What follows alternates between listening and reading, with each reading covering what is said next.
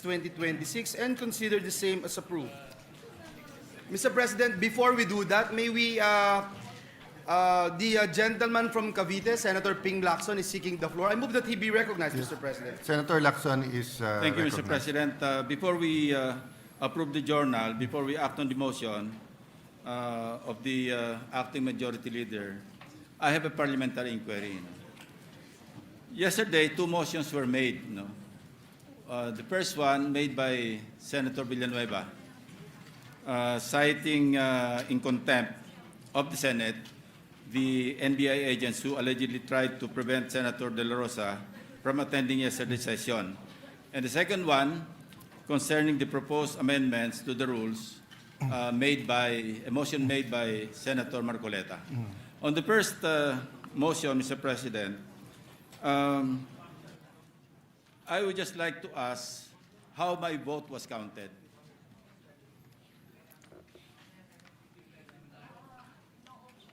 Yeah.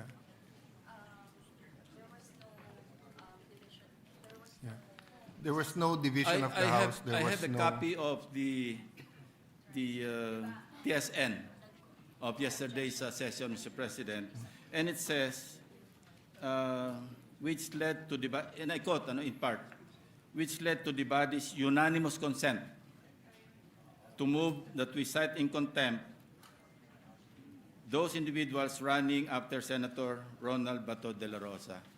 Mr. President, as per our rules, particularly Rule 41, Section 117, it says here, the vote of a senator absent from the session at the moment he is called to vote shall not be counted.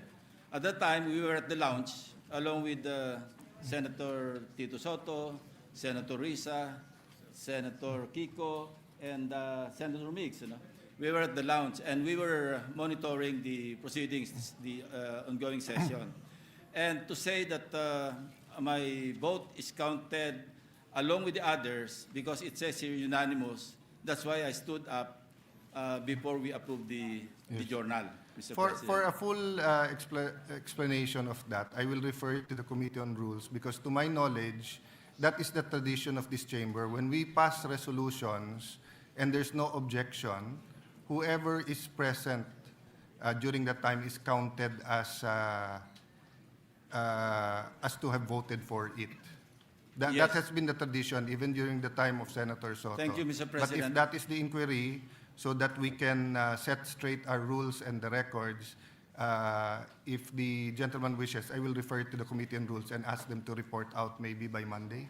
Thank you, Mr. President. Except that Rule 41, as I mentioned, Section 117, maliwanag po sinasabi, pagka wala yung senador sa session hall at the moment he is called to vote, shall not be counted. Yes.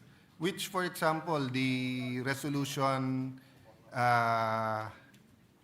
against the Chinese ambassador, many of us weren't in the session hall.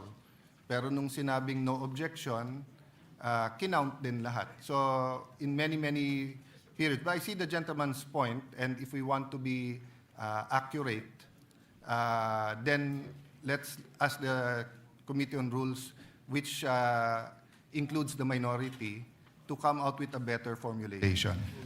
Let it be placed on record, Mr. President, that my manifestation does not in any way showing sympathy with the NBI agents who grappled with our colleague here.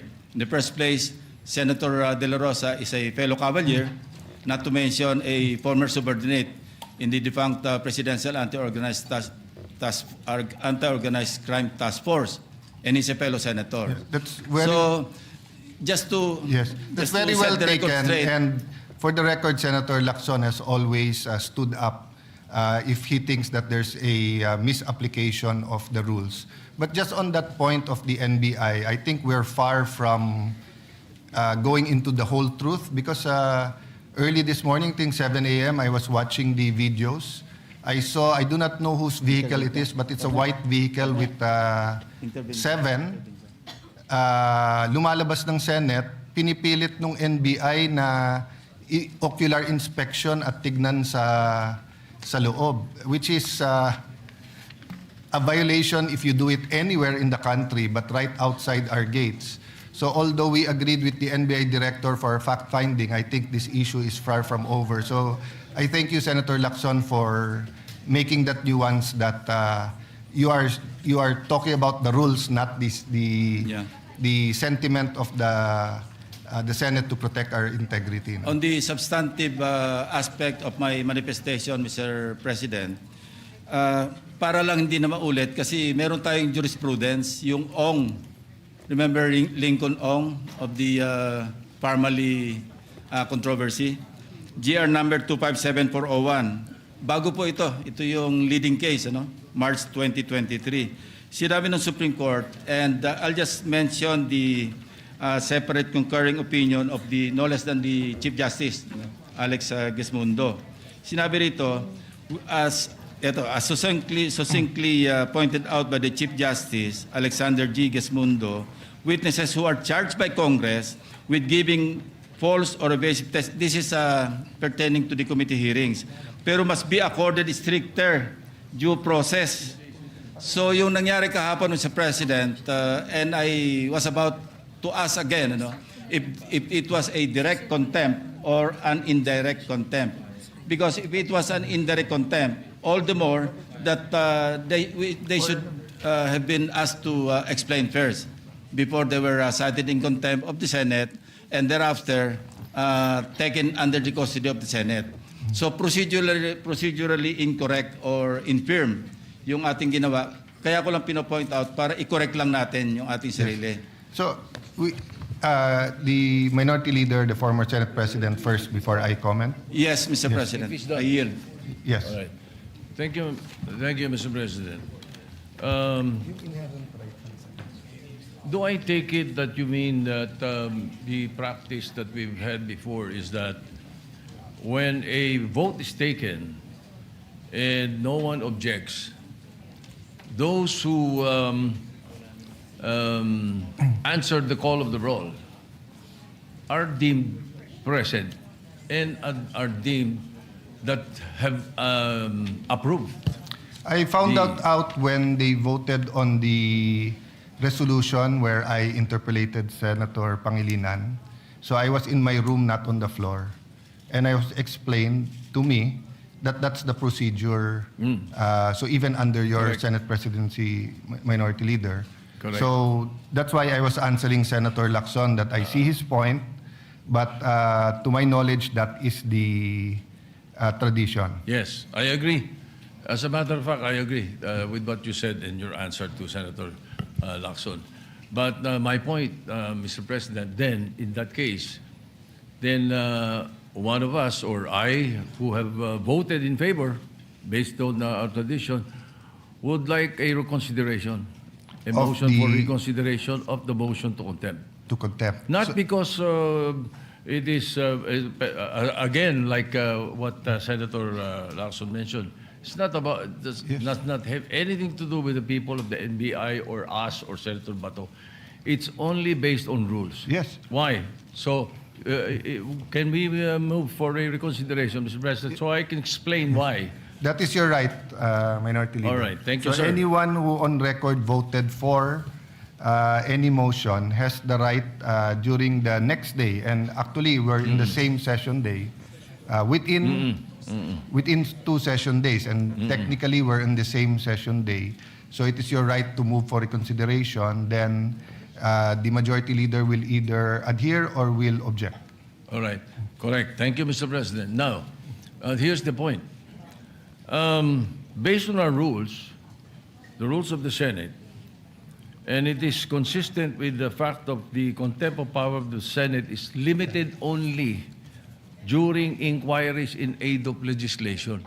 This is what the Committee on Rules will have to tackle in that particular motion to sign in contempt anyone from the session hall. The impeachment court is empowered too, but not the Senate. I cannot find it in the rules. No, Section 18 of the Senate Resolution Number 5, the rules of procedure governing inquiries and in aid of legislation, provides that a chairman, with the concurrence of at least one member of the committee, may punish or cite in contempt any witness before a committee who disobeys any order of the committee or refuses to be sworn or testify or for falsely or evasively testifying. Further, as emphasized in this Senate Resolution 145, the power of contempt is inherent to the enforcement of the right to conduct inquiries in aid of legislation. So, in fact, Senate Resolution 237, such power of contempt was delegated to the subcommittees as they comprise the same membership as the main committee and should have the committee's full powers, including the power to cite and punish witnesses in contempt. All right. Now, the other instance that we are allowed to the power of contempt is during impeachment proceedings constituted as an impeachment court, not as a Senate, only in committee hearings in aid of legislation. So, the only instance that contempt is mentioned in our rules is the duty of the Sergeant at Arms to enforce a citation in contempt issued by any committee of the Senate and to detain and place under custody witnesses, etc., etc. And the jurisprudence mentioned by Senator Lacson by the Supreme Court in Uyong versus the Senate of the Philippines, the Supreme Court discussed that concomitant to the power of legislature to conduct inquiries in aid of legislation is its power of contempt impliedly provided under the 1987 Constitution. So that is my point, Mr. President. So I think we should not approve the motion to contempt right away without consulting the Committee on Rules to find out whether this is correct or not. That we can only cite in contempt, the Senate can cite in contempt when we are in aid of legislation and we are in a committee. Yes. Maybe Before we then- have a ruling, let me Yes. just expound on the decision yesterday.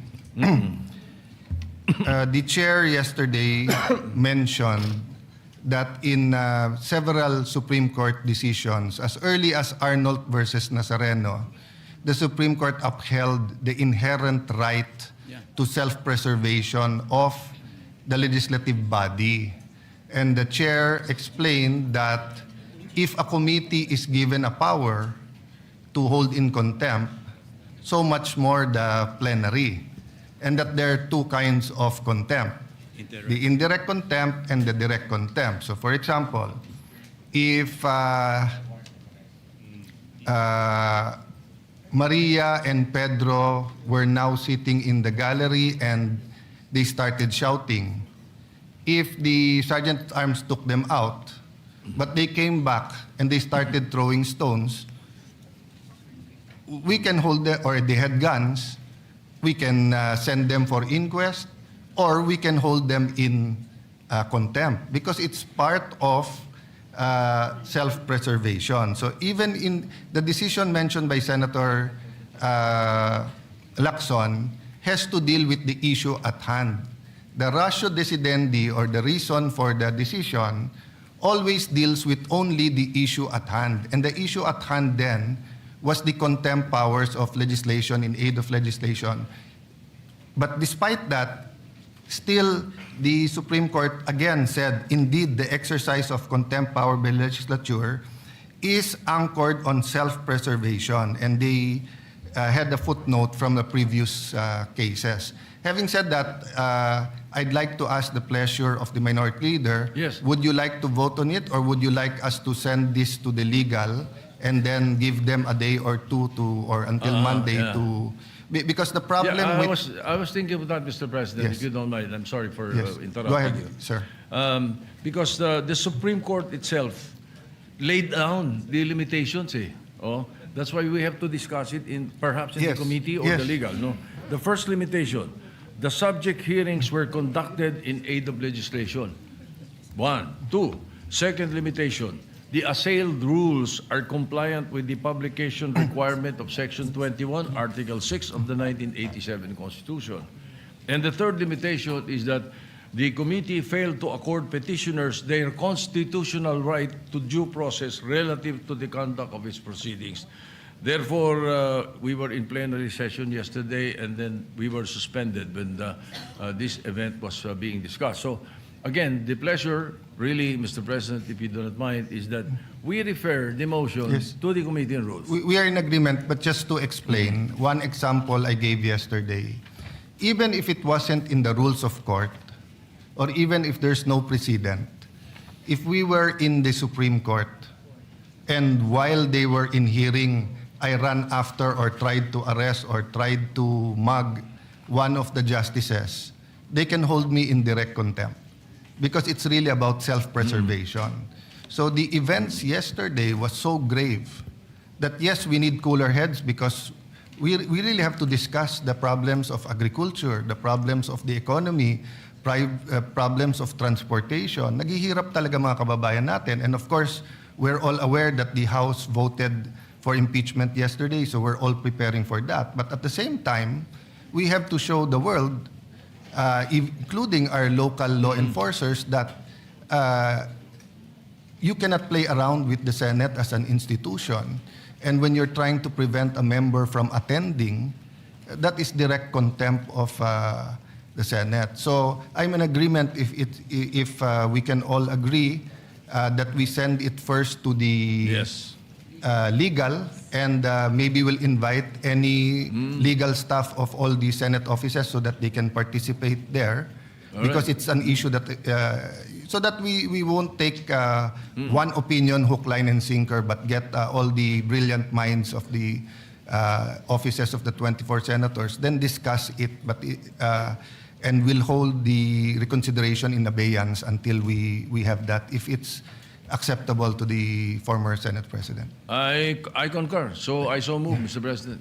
Thank you very. So, is there any objection to the motion that the ruling, the motion and the ruling to hold in contempt will be now studied by referred and studied by our legal department, who will also invite lawyers from each and every OS or office of the senators or the 24 senators?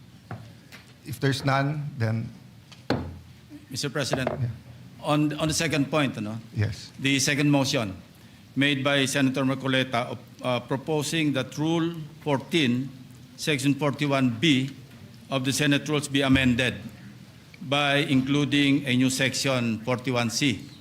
Now, while I commend the Senate President for deferring action on the motion of the Honorable Marcoleta, but still, we should bear in mind that if we amend our rules, necessarily we should refer it to the Committee on Rules.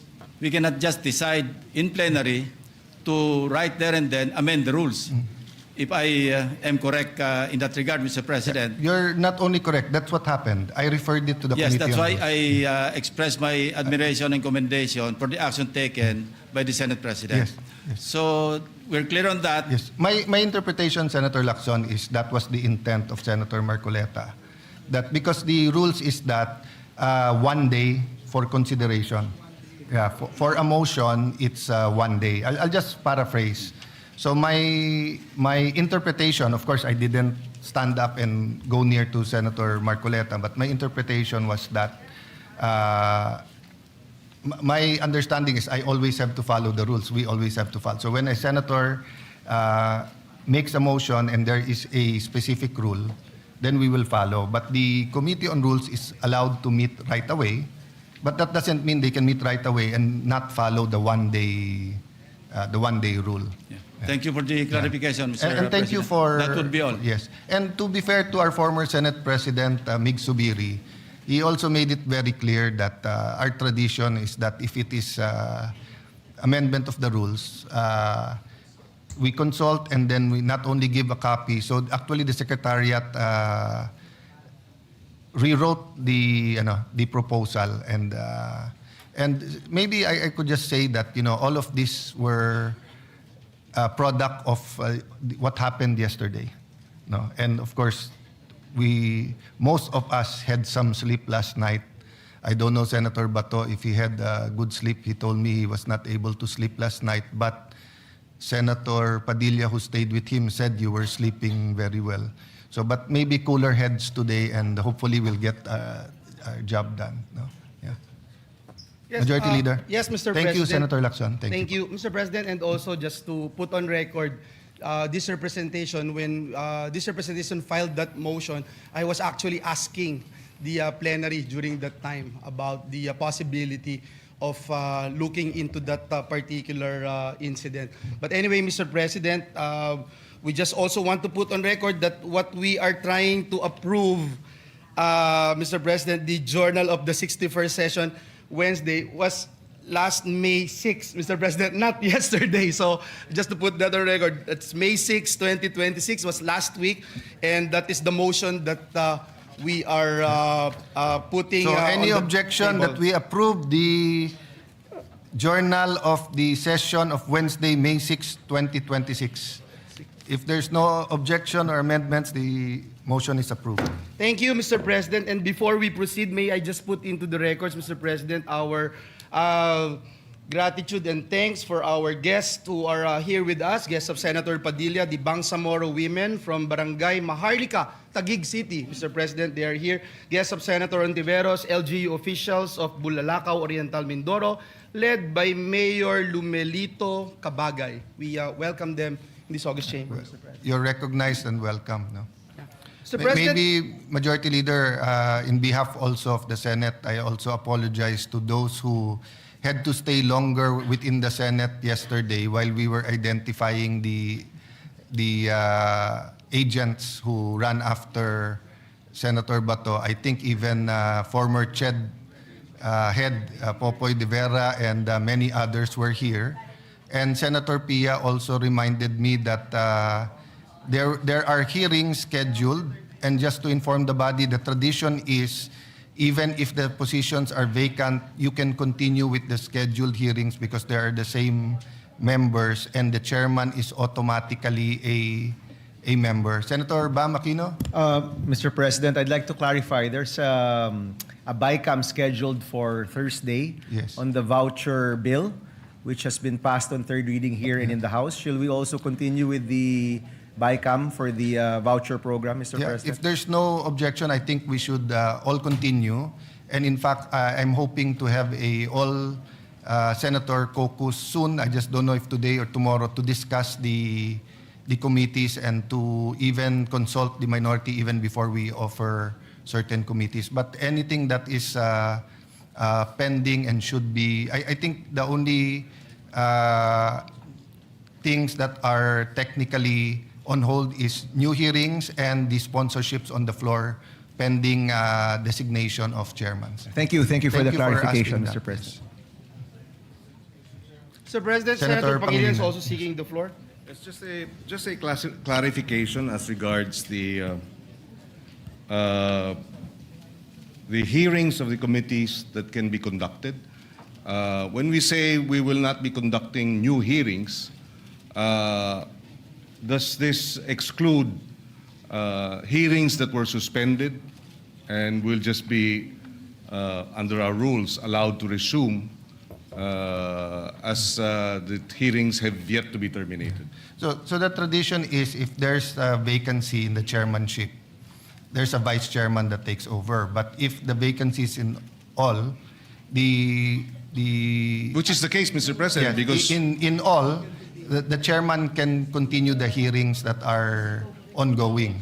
Okay. So my interpretation is, let's say you had a hearing today, you conducted it, then you say the next hearing is Monday. But we hope to finish the committees by Monday in consultation with everyone so that hindi nga maipit lahat ng trabaho natin. So with the understanding, Mr. President, that this suspension of our rules by unanimous consent, It's not a suspension, it's a tradition that is consistent with the rules. Because when you're chairman, you're automatically still a member of that.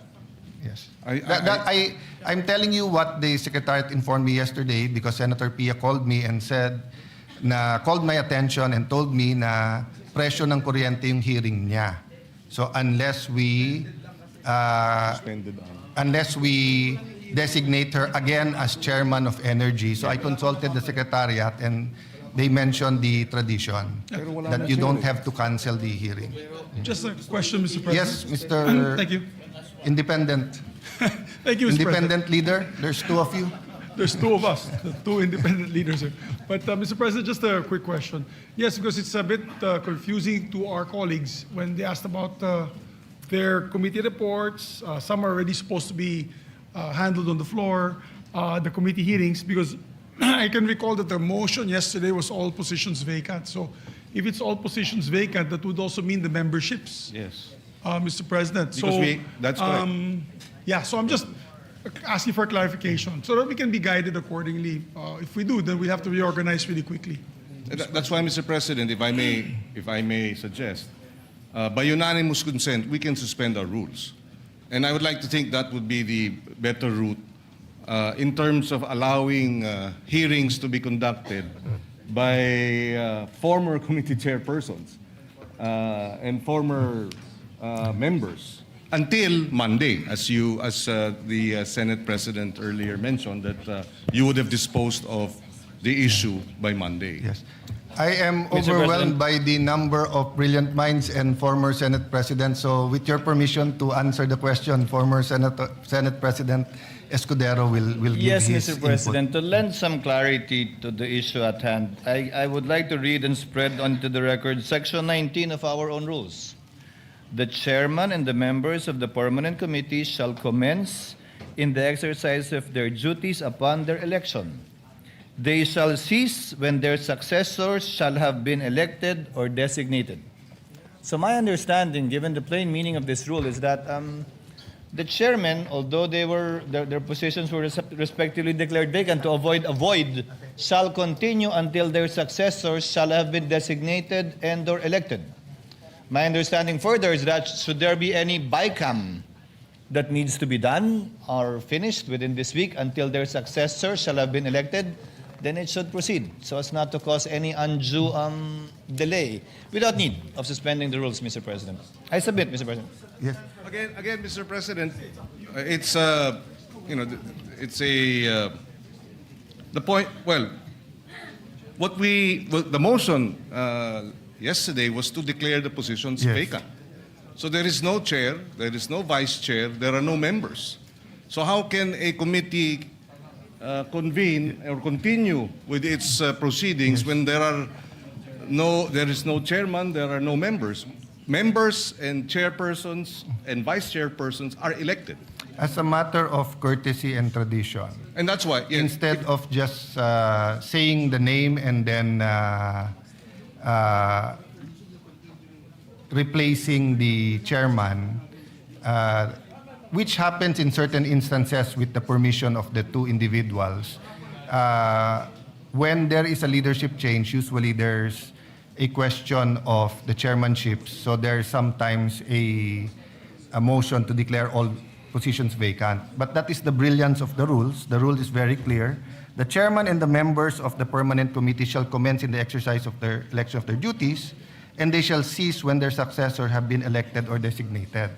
So out of prudence, usually in controversial hearings and in new bills, etc. So for example, if the divorce bill is very controversial, and let's say Senator Villanueva was hearing it, and then he was replaced, usually he will not call another hearing out of prudence and respect for the body.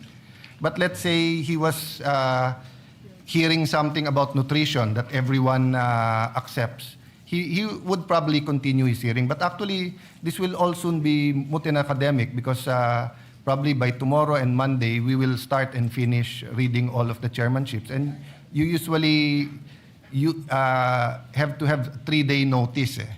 So even if you want to have a hearing Monday or Tuesday, you have to have the notice tomorrow.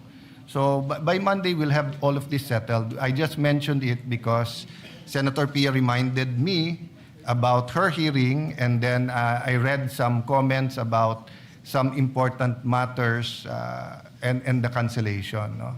So it was really meant to address the present situation, maybe today, tomorrow, and Friday, if everyone has the pleasure of hearing on Friday, which includes Senator Bam, napaka-importante matapos natin yung voucher program. No?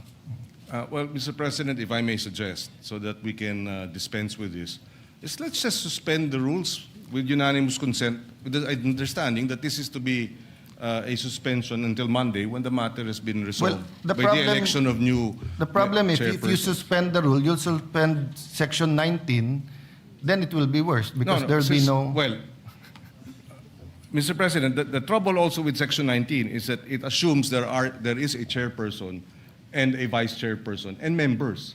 We already declared all positions vacant. There are no chairpersons today. There are no vice chairpersons today. There are no members of all these committees today. So when you say they shall cease, they meaning as chairperson, as vice chairperson, and as members. But that's not the case. We declared all positions vacant. Yes, and it is vacant, but they can continue until their successors have been elected. It is taught in law school that when there are rules, you have to interpret it in a logical way that makes it work. So there will be no reason for this rule if in fact we did not remove chairman, because then the rule would simply be the vice chairman would take over, the senior member, etc. So actually this rule takes care of any situation, including, for example, if 3 senators have resigned and have joined the executive department, and then every member from that committee resigned. Then they will continue to be vice chairman and committee members. If it's your pleasure, Senator, and I sort of see your point, but I see the logic of Senator, we can refer it to the Committee on Rules. Yes, I think that would be better, Mr. President, so that we can get a clear definition or a clear ruling or a recommended ruling from the Committee on Rules and legal interpretation of this particular rule. Thank you for bringing that up. No? Thank you, And Mr. at least we'll clear it up so that those who have important hearings will not need to cancel it. Well, So- but just on that point, Mr. President, the reason why I'm raising this is because we do have committee reports that we are ready to submit. And so we would like to be clear as to, can we still submit these committee reports today, tomorrow? Can we still sponsor committee reports that have been submitted tomorrow or maybe even Monday? Because we do have committee reports that we can sponsor. So, preliminarily, if you follow the rule, Section 19, you can. But prudence, usually, on controversial bills, they do not, because the ratio between minority and majority also changes, and sometimes the alignments are ideological, sometimes the alignments are political, sometimes the bill are the same. So it really depends, no?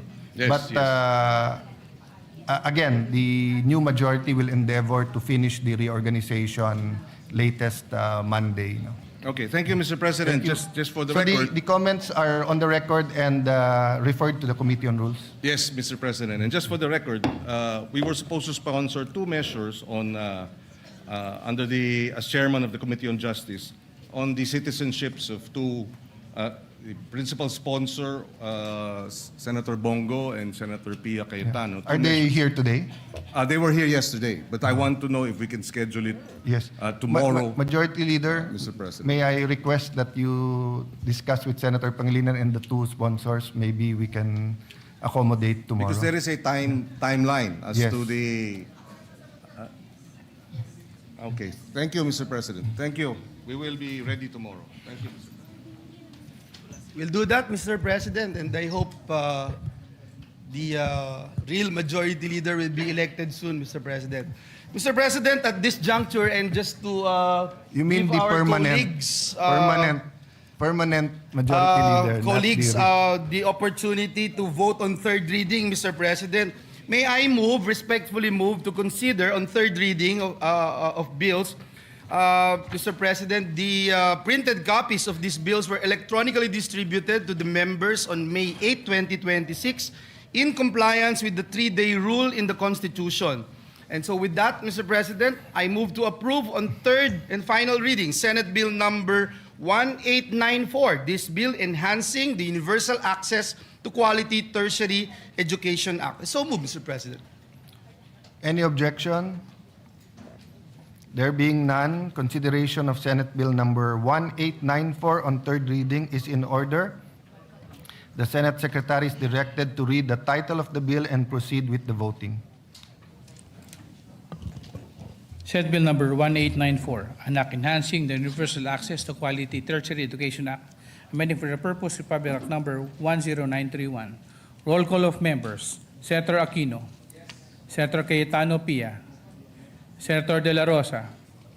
Senator Ejercito. Senator Escudero. Senator Estrada. Senator Gatchalian. Senator Go. Senator Hontiveros. Senator Lacson. Senator Lapid. Senator Legarda. Senator Marcoleta. Senator Marcos.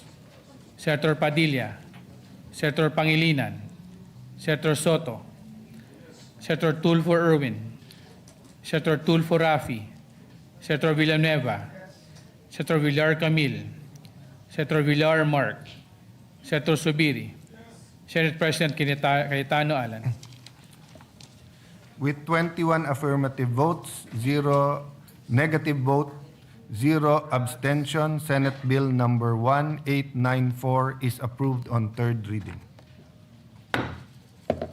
Thank you, Mr. President. We congratulate the authors, especially the chairperson of the Senate Committee on Higher and Technical Education, our Senate President Pro Tem, Senator Lauren Legarda. Those who want to be co-sponsors can just manifest to the majority leader. Yeah. I think everyone, Mr. President, Everyone who's present is already wanted to be part of this measure. and when it's unanimous, even those who are not sitting down there are included. So far, no. Those physically present and voted. Just physically present, Yes. Mr. Upon President. clarification of Senator Lacson. Just That's a good physically clarification. present. And that is very clear right now. Mr. President, I move that we approve on third reading Senate Bill number 1966. This is the bill institutionalizing the assistance to individuals in crisis situation. I so move, Mr. President. Any objection? There being none, consideration of Senate Bill number 1966 on third reading is in order. The Senate Secretary is directed to read the title of the bill and proceed with the voting. Senate Bill number 1966, an act institutionalizing the assistance to individuals in crisis situations program of the Department of Social Welfare and Development, providing penalties for the violation of certain unlawful acts and appropriating funds therefore. Roll call of members. Senator Aquino. Senator Cayetano Pia. Senator De La Rosa. Senator Ejercito. Senator Escudero. Senator Estrada. Senator Gatchalian. Senator Go. Senator Hontiveros. Senator Lacson. Senator Lapid. Senator Legarda. Senator Marcoleta. Senator Marcos. Senator Padilla. Senator Pangilinan.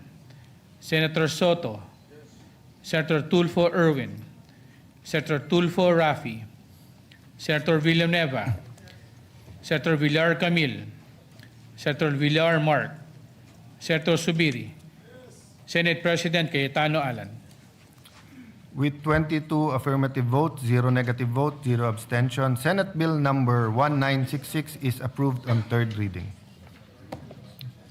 Thank you, Mr. President. We'd like to congratulate all the authors led by the chairperson of the committee, Senator Erwin Tulfo. Mr. President, the good gentleman is seeking the floor. May Senator, with the Mr. indulgence of President, Senator before we Tulfo. recognize Senator Yeah. Erwin Tulfo, there is a Yeah, just a point of clarification. there's a Yes. point of clarification. Maybe Senator Lacson acknowledge is that. recognized. Yes, I would just like to be clarified, Mr. President. In what capacity is Senator Pangilinan sponsoring his a committee report tomorrow? I have a suggestion along that line. Maybe Yes. the body can designate him as, in holdover capacity. So he can be officially That's a capacitated. good suggestion, just to align in pursuant with Section 19. Thank you, Mr. President. Thank you. So if there are no objections, thank you for the suggestion, Senator Lacson. Senator Erwin Tulfo. Thank you, Mr. President. A quick manifestation. Mr. President, distinguished colleagues, as your outgoing chairperson of the Senate Committee on Social Justice, Welfare, and Rural Development, I wish to place on record my profound gratitude and deep appreciation as this August chamber approves on third reading Senate Bill number 1966 under Committee Report number 46 entitled The Assistance to Individuals in Crisis Situation, or AICS Act. This legislation goes beyond merely institutionalizing assistance. It institutionalizes the spirit of malasakit in public service. More importantly, it affirms our collective duty as a public servant to ensure that in times of hardship and uncertainty, government responds not with indifference, but with urgency, compassion, and decisive action for the welfare of every Filipino. Sa gitna po ng hirap at pangangailangan, hindi dapat pinapabayaan ng ating mga kababayan. Ang tulong ng pamahalaan ay dapat mabilis, maayos at may malasakit. Mr. President, allow me to extend my sincerest gratitude to all the authors who stood behind this measure. Senator Amy Marcos, Senator Christopher Bongo, Senator Jingo Estrada, to Senator Joel Villanueva, who conveyed his intention to be made co-author of this significant bill. Thank you, Madam and Sirs. Your support reflects our shared belief that public service must always put people first. Maraming salamat po sa inyong dedikasyon at tunay na malasakit sa sambayan ng Pilipino. The significance of the AICS program becomes even more evident during periods of national and global uncertainty, when ordinary Filipinos are most vulnerable to the effects of economic disruption. Sa panahon po ng krisis, higit na naramdaman ng ating mga kababayan ang pangangailangan ng agarang tulong at tunay na malasakit mula po sa ating pamahalaan. Amid the recent tensions involving Iran and resulting volatility in global oil prices, assistance mechanism under AICS program became an important source of relief for many Filipinos, particularly in transport drivers and operators who bore the heavy burden of rising fuel costs. Sa patuloy na pagtaas ng presyo ng langis, maraming super at operator ang nahirapang maitawid po, Ginoong Pangulo, ang araw-araw na pangangailangan ng kanilang pamilya. Through timely emergency assistance and fuel subsidy interventions, our government was able to provide much-needed relief and help lighten the daily burden of those who, despite rising costs and personal sacrifices, continue to keep our communities connected, our economy moving forward. Sa pamagitan po ng agarang tulong mula sa AICS, na ipapakita po natin na ang pamahalaan may malasakit ay hindi po nagpamabaya, lalo na sa mga manggagawang patuloy na nagsasakripisyo para sa sambayanan. To the committee's technical working groups, partner agencies, and hardworking personnel behind this legislation, we thank you for transforming compassion into concrete action. To my distinguished colleagues, may we continue to craft laws that are not only responsive but humane. Law that recognizes that governance is not merely about programs and budgets, but about people, dignity, and hope. Ang pagpasa po ng AICS Act ay isang matibay na patunay na ang pamahalaan ay may malasakit, ay pamahalaang tunay na kumakalinga, handa lagi umalalay, umunawa at tumugon sa pangangailangan ng bawat Pilipino sa oras po ng kagipitan. Again, Mr. President, to all the authors and supporters of the AICS Act, thank you for your unity, compassion, and unwavering commitment to the Filipino people. We stand united, no matter what political colors we have. There is no crisis too great that we cannot overcome. Muli po, maraming salamat sa aking mga kasamahan, both in the majority and minority, at sa sambayan ng Pilipino. Thank you and good afternoon, Ginoong Well, Pangulo. the chair recognizes the work of the good senator in social justice and social welfare. Very well taken ang manifestation, except the part that he said he will be leaving the committee. We're not yet that sure, as we recognize your work in that committee. Thank you for your manifestation. Senator, Mr. President, next to explain her vote, especially on Senate Bill number 1894, is the distinguished lady from Antique, the chairperson of the Senate Committee on Higher and Technical Education, Senator Lauren Legarda. I move that she be recognized, Mr. President. Mr. President, esteemed colleagues, I would like to thank all our colleagues in the unanimous vote on the free tertiary education amendments. And we know that this measure strengthens RA 10931 and ensures the promise of free and equitable tertiary education, that it truly reaches the poorest Filipino families. EDCOM 2 revealed stark gaps in the implementation of student assistance programs. Many of our most vulnerable learners continue to struggle with the rising cost of transportation, food, housing, and school requirements despite existing support mechanisms. This bill ensures that limited government resources are directed first to those who need them most, aligns allocation strictly with household income, guarantees timely inflation-adjusted support, and demands accountability for the use of public funds. Ang edukasyon ay hindi lang dapat libre, dapat ito'y makabuluhan at nagubungan ng tunay na oportunidad mula enrollment hanggang graduation at trabaho. This measure is for our students, especially the poorest, who now know that the government stands behind their dreams. Dapat laging patas ang pagbibigay ng pagkakataon sa bawat batang Pilipino na nangangarap. I would like to thank my fellow EDCOM 2 commissioners, Senator Bam Aquino, Senator Joel Villanueva, Senator Sherwin Gatchalian, Senator Alan Peter Cayetano, now Senate President, as well as Senator Pia Cayetano, Senator Christopher Lawrence Go, Senator Francis Escudero, Senator Jinggoy Ejercito Estrada, Senator Risa Ontiveros, Senator J.V. Ejercito, Senator Rafi Tulfo, Senator Robin Padilla, and Senator Kiko Pangilinan for your steadfast support.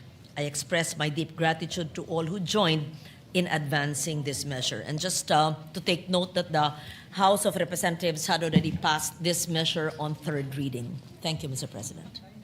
Thank you, Mr. President. Before I ask for this representation's recognition, Mr. President, our dear colleague, Senator Risa Ontiveros, is seeking the floor.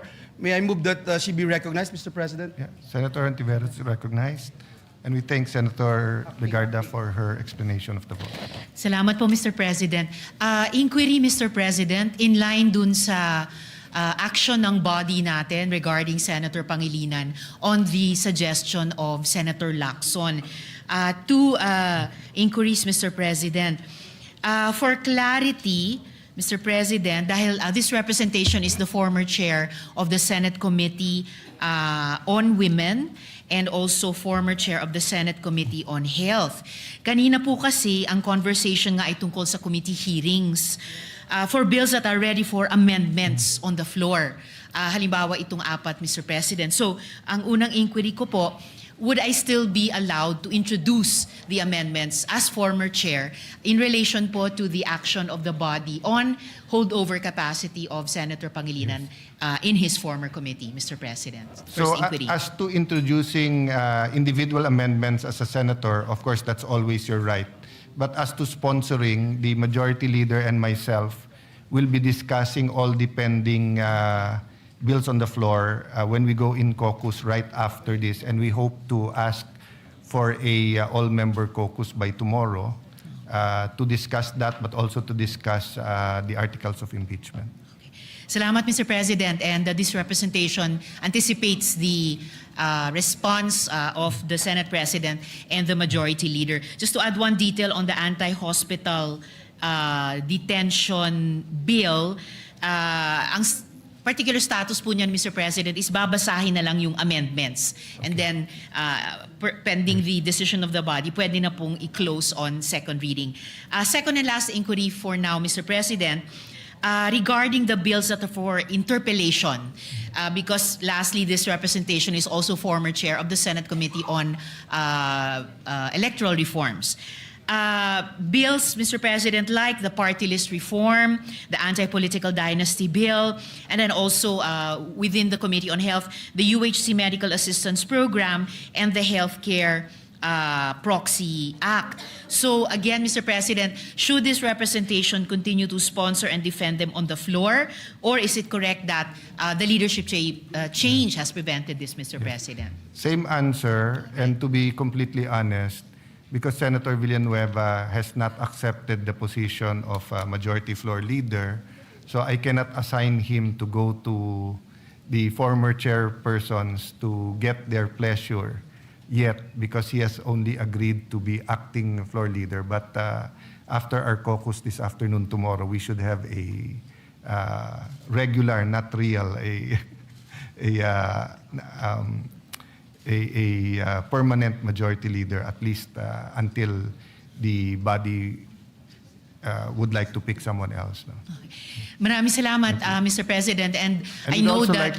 the chair would like to thank you for your work on the Committee on Health. Thank you, Mr. President. And this representation knows that the Senate President is also keenly aware kung ganong katagal at katinding iniintay itong mga bills ng mga iba't ibang stakeholders at partners ng Senado, including mga children's rights advocates, syempre yung mga lahat ng pasyenteng Pilipino at mga pamilya po nila, yung ating mga barangay health workers, yung mga political reform advocates, among others, Mr. President. Salamat po, Mr. President. Just for the answer regarding your query as far as the rules are concerned, because the author of the bill can also sponsor, a member of the committee can also sponsor, and the former chair is a member of the committee. So technically, you can. So it's just a matter of the majority leader and the new majority would like that on the floor at the moment. And again, I thank you. I thank Senator Pia, Senator Loren, Senator Bongo on your work on the Committee on Health. I was informed recently, hindi na naman nabid or hindi pa nabibid at 2 weeks ago yung flu vaccines. And meron dalawang hemisphere yan southern and northern. No? Yung sa atin, patapos na or tapos na by now, patapos na ata, hindi pa rin nabibid. So we really need the Department of Health to shape up. No? And your work during your term as chairman of the Committee on Health is appreciated. Thank you. Mr. President, Senator Mark Villar is also seeking the floor to explain his vote. I move that he be recognized, Mr. President. Senator Mark Villar is recognized. Mr. President, allow me to explain my yes vote and my unyielding support for Senate Bill number 1894, or the Act Enhancing the Universal Access to Quality Tertiary Education Act. Mr. President, Republic Act number 10931, or the Universal Access to Quality Tertiary Education Act, was enacted to provide adequate funding and similar mechanisms to increase the participation rate among all socio-economic classes in tertiary education. While the law provides for free tuition, it does not cover the incidental expenses of studying and going to school in college. Mr. President, maraming kabataang Pilipino ang gusto makapagtapos ng kolehiyo, ngunit walang sapat na pinansyal na kakayahan upang tustusan ang pang-araw-araw na gastusin sa eskwelahan. Bagaman libre ang tuition fee, mahirap para sa ilan nating mga kababayan ang tiyakin na mayroon silang gagastusin sa pamasahe at pagkain pagpasok sa eskwelahan. Kung kaya, Mr. President, napipilitan ng marami na tumigil sa pag-aaral para magtrabaho upang tustusan ang pang-araw-araw na gastusin ng sarili at ng kanilang pamilya. Sa pag-aproba natin ng panukalang ito, wala nang estudyante ang mapipilitang magtrabaho upang tustusan ang kanilang pag-aaral. Posible na makapag-focus na sila sa kanilang pag-aaral at hindi naiisipin kung saan kukunin ang panggastos. Mr. President, this bill will narrow the gap between the objectives of the free tertiary education law and the glaring realities on the ground faced by the underprivileged and marginalized. Again, I would like to thank the distinguished lady from Antique, Senator Loren Legarda, for shepherding this bill, and of course, Senator Bam Aquino for initially championing this measure in these very halls. With the indulgence of the good sponsor, again, you mentioned it earlier, but I'd just like to reiterate that I would also like to be made a co-author of this bill. Thank you, Mr. President. Thank you, Thank you Senator very much, Villar. Senator Villar. May I be allowed, Mr. President, just to give a very short explanation on this particular measure, because this is also our pet bill, Mr. President. If you accept the position of majority leader, then you can proceed. Thank you for being considerate, Mr. President.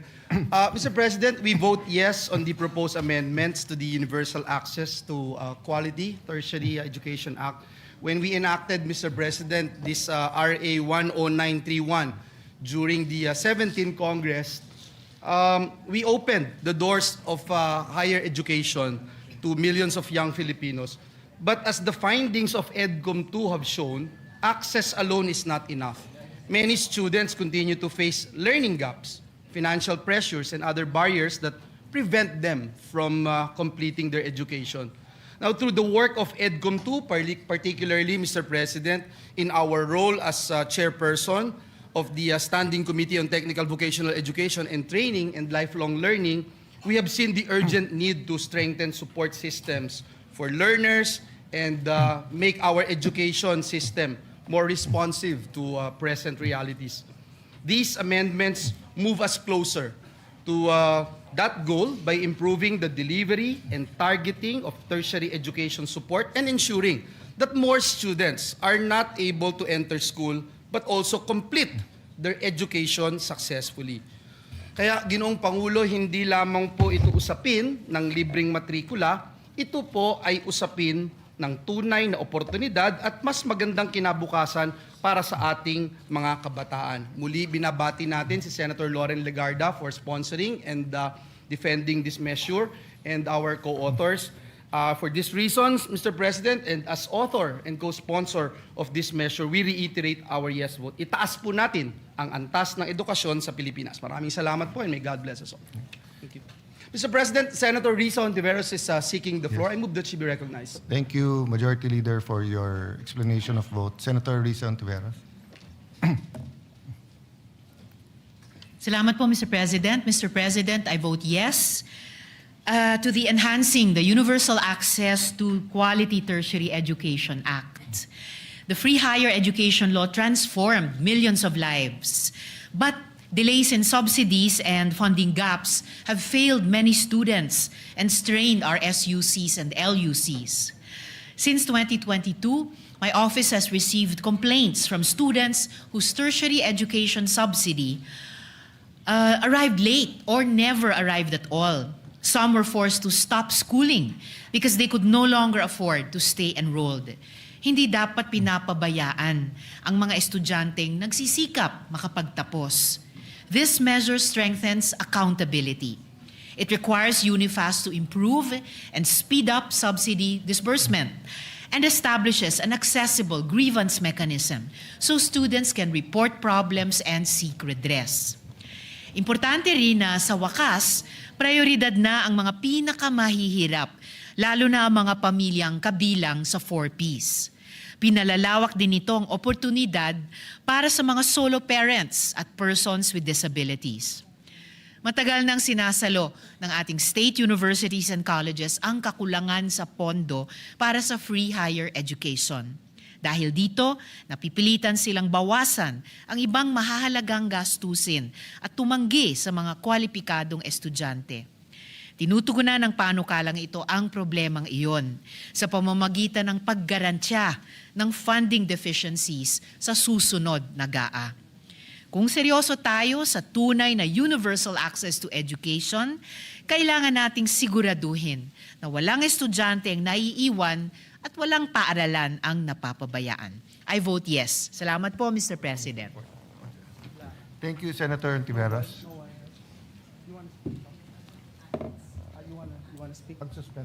Mr. President, Senator Legarda is seeking the floor. I move that she be recognized, Mr. President. The Senate President Pro Tempore, Senator Legarda, is recognized. Thank you, Mr. President. Distinguished colleagues, ang AICS ay isa sa pinakamahalagang tulong ng pamahalaan para sa mga Pilipinong biglaang nahaharap sa krisis, pagkakasakit, aksidente, pagkamatay ng mahal sa buhay, pagkasunog, pagkawala ng hanap buhay, at maraming iba pang matinding pangangailangan. Sa pamamagitan ng panukalang ito, binibigyan natin ng AICS ng malinaw at permanenteng batayang legal. Hindi na lamang ito aasa sa mga issuances at taunang pondo, magkakaroon na ito ng malinaw na mandato, mas maayos na sistema, mas matibay na pananagutan.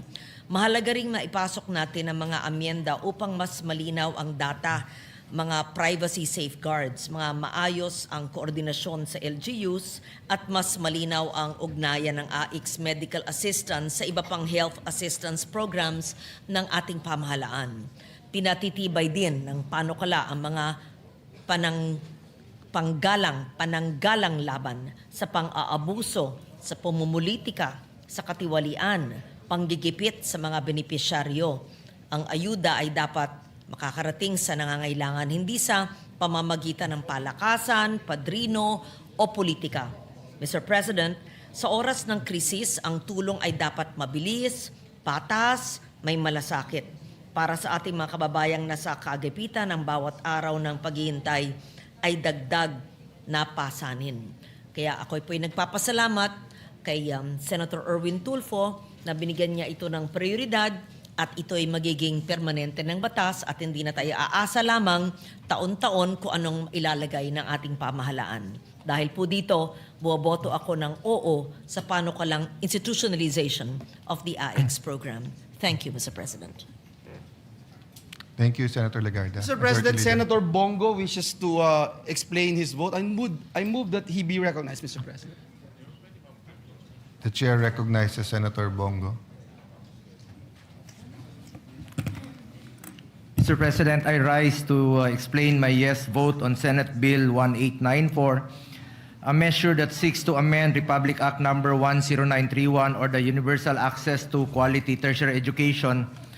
Ito po yung final ko naman po ay Expanded Free Tertiary Education. Ngayon po ay pinangalanan na po ito na an act enhancing the Universal Access to Quality Tertiary Education Act, amending for the purpose Republic Act number 10931. Kahit bago pa po ako naging senador, I have been a strong advocate for education at ako po'y naniniwala na ang edukasyon po'y pundasyon ng bawat kabataan at dala-dala nila ito hanggang sa kanilang pagtanda. At naniniwala po ako na ang kabataan po ang kinabukasan ng ating bayan. Noong 2017, nilagdaan po ni former President Rodrigo Duterte ang Republic Act number 10931. Naging libre po ang tuition sa ating mga state universities and colleges. Isa itong makasaysayang hakbang tungo sa mas pantay na oportunidad at mas maayos na kinabukasan para sa kabataang Pilipino. We thank the champions of this law in the 17th Congress, headed by the principal sponsor, Senator Bam Makino, who fought it to make it possible, Senator Mig Subiri, na pinaglaban rin po ito, marami pa iba, then Senate President Tito Soto, mga kasamahan natin na dito, Senator Lacson, Senator Riza. Hindi pa po ako senador nito noon. Senator Kiko Pangilinan, Senator Gatchalian, Senator Estrada, sino pa ba? Hindi, Senator J.V. Ejercito, Senator Legarda, Senator Pia Cayetano. Marami pong nakipaglaban during the 17th Congress. But during cabinet deliberations, talagang meron pong kumukontra dyan ng mga finance managers. At they recommended sa presidente na i-veto po ito dahil karagdagang gasto sa gobyerno.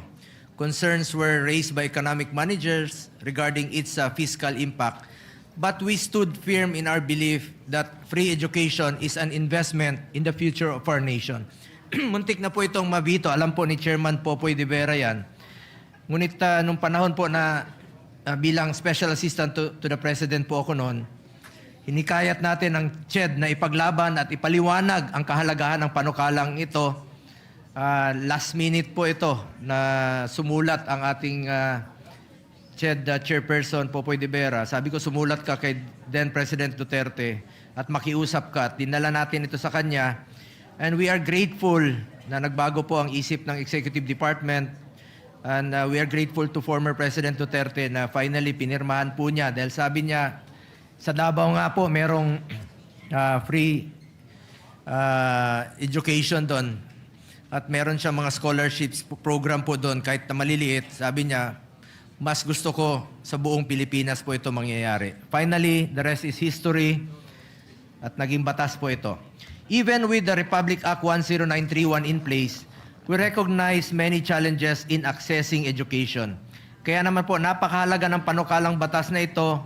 We thank the sponsor, Senator Loren Legarda, for championing this measure. Mr. President, sa panukalang ito, bago ko makalimutan, si Senator Alan, nung panahon, membro po siya ng 17th Congress noon, na I'm sure sinuportahan niya rin po ito. But naging Secretary of Foreign Affairs kaya nung mga panahong yon. I don't know kung senator ka pa during that time, but membro ka po ng 17th Congress at I'm sure pinaglaban mo rin po ito. Sa panukalang ito, Mr. President, hangad natin na mabigyan ng tertiary education subsidy ang mga indigent patients. Ibig sabihin, expanded, may pagpipilian sila. Yung mga lugar na walang yung kurso na ino-offer ay hindi nila ma-avail, ay pwede itong ma-avail po sa mga private universities. Hindi lamang po ito sa mga public colleges and universities. Maaari rin po itong gamitin sa private higher education institutions, lalo na kung walang available na pampublikong paaralan sa kanilang lugar. At naniniwala po ako na ang access sa education ay susi sa mas maliwanag na kinabukasan para sa ating mga kabataan. For these reasons, I am putting on record my yes vote for the passage of this very important education measure. Salamat, Mr. President. And likewise, as one of the authors of Senate Bill number 1966, which seeks to institutionalize the assistance to individual in crisis situations. Ito po yung AIX, kilalang-kilala po ito na programa ng DSWD. I want to manifest my yes vote to the measure. Sa pag-ikot ko po sa buong bansa, I have seen families who have lost everything, homes, livelihoods, and in some cases, hope. Ang AIX ay matagal nang nagsisilbing lifeline ng ating mga mahihirap na kababayan, lalong-lalo na po sa panahong sila ay naharap sa biglaang krisis tulad ng sakuna, sunog, pagkakasakit, pagkamatay ng mahal sa buhay, aksidente at iba pang hindi inaasahang pangyayari. By institutionalizing AIX, we guarantee its continuity and enhance its ability to adapt and respond to the growing needs of our communities. Sana po wag lang gamitin sa politika ang AIX at dapat po gamitin ito sa mga mahirap nating kababayan. Klarong-klaro naman po ang AIX. Assistance to individuals in crisis situations. Ibig sabihin, yung mga mahihirap talaga.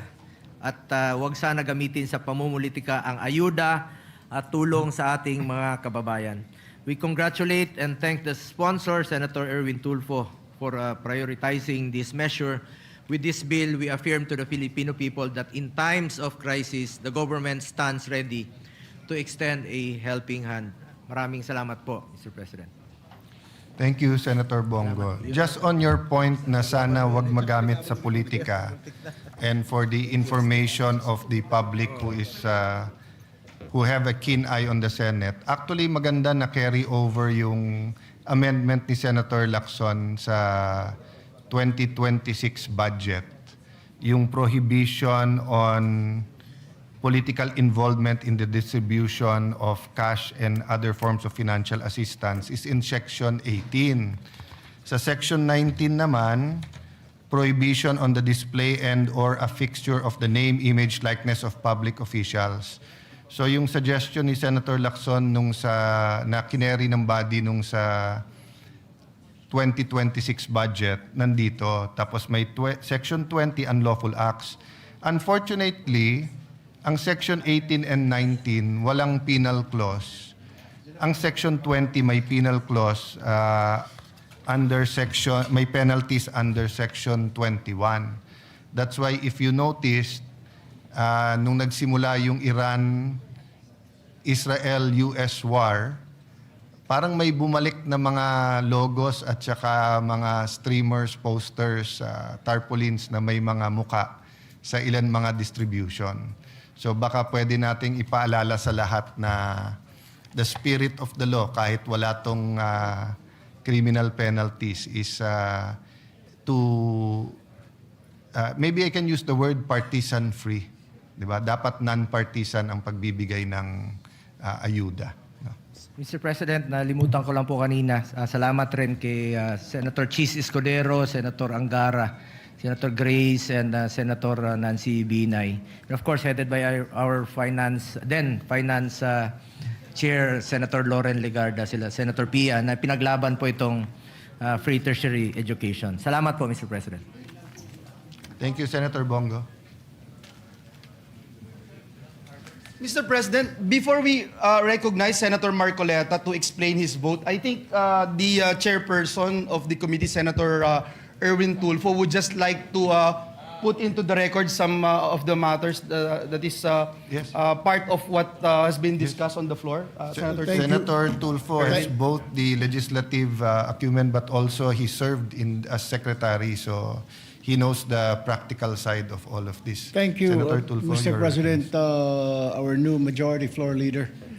Nais ko lamang pong sabihin po, maraming salamat po sa pagpapaalala na doon po sa clause section 18 at 19, wala pong penalty po doon. Bagkus yan po ay plano namin na ilalagay po natin sa BICAM. Pag nagkaroon po ng BICAM na, lalagyan po natin ng penalty po yan. Maraming salamat po, Ginoong Pangulo, for that reminder. Mr. President, I move that Thank we you, recognize Senator. Senator Rodante Marcoleta for his explanation of votes. So move, Mr. President. And just a point kay Senator Tulfo, and it can be administrative dahil public officials naman ito, or it may be grounds for disqualification if they are a candidate. So thank you for your work, Senator Tulfo. Senator Marcoleta, you are recognized. Thank you, Mr. President. Mr. President, I voted yes in relation to Senate Bill 1966. In doing so, Mr. President, I'm also conscious of the fact that I hope we will find a more equitable way of intervention, socioeconomic intervention to the marginalized and the poorest of the poor. Kasi po, alam ko po yung AIX, while it serves as one of the interventions sa mga people in crisis situation, Mr. President, ang dami po kasing problema associated with it. Nandun po yung mga inclusive errors, nandyan po yung mga exclusive errors, kuminsan po yung mga listahan, kinakailangang i-purge pa para makita natin na talagang didiretso po talaga doon sa nangangailangan. And I'm also conscious of the fact, Mr. President, that this representation has filed Senate Bill number 63, raising the coverage of the lifeline rate subsidy programs for marginalized households. Sa akin po kasing palagay, Mr. President, ito po ay, sa tingin ko lamang po ay mas mabisa sapagkat this is more equitable and it is a method by which our poorest of the poor will be targeted. Ito pong bill na ito ay tinatarget po about 5 million poor families, ranging between 25 to 27 million poor Filipinos. Kasi po ngayon ang lifeline rate, Mr. President, binago na po ng ERC from 20 kilowatt hours per month, ginawa po nilang 50 kilowatt hours. Ano pong initial po naming deliberation sa Energy Committee ng ating kasama, Senator Pia, miski siya po nabigla na yun pong 50 kilowatt per hour per month, Mr. President, ay sapat lamang po pala para pailawan ng 2 bombilya, isang electric pan, tsaka siguro isang transistor. Sabi po ni Senator Pia, ibig sabihin ba itong 50 kilowatt hours na to, wala man lang tsansa yung isang, for example, isang mother na nagtatrabaho rin sa isang kumpanya o sa isang opisina. Paano kung pamplansyahin ko man lang ang damit ko? Very basic naman ito. That's why, Mr. President, dito po sa bill na to, yung 200 kilowatt hours per month, ito po yung magiging subsidy ng ating mga households. Kahit na po ipalagay natin the monetary value of 200 kilowatt hours per month, let's say is 2,500 pesos.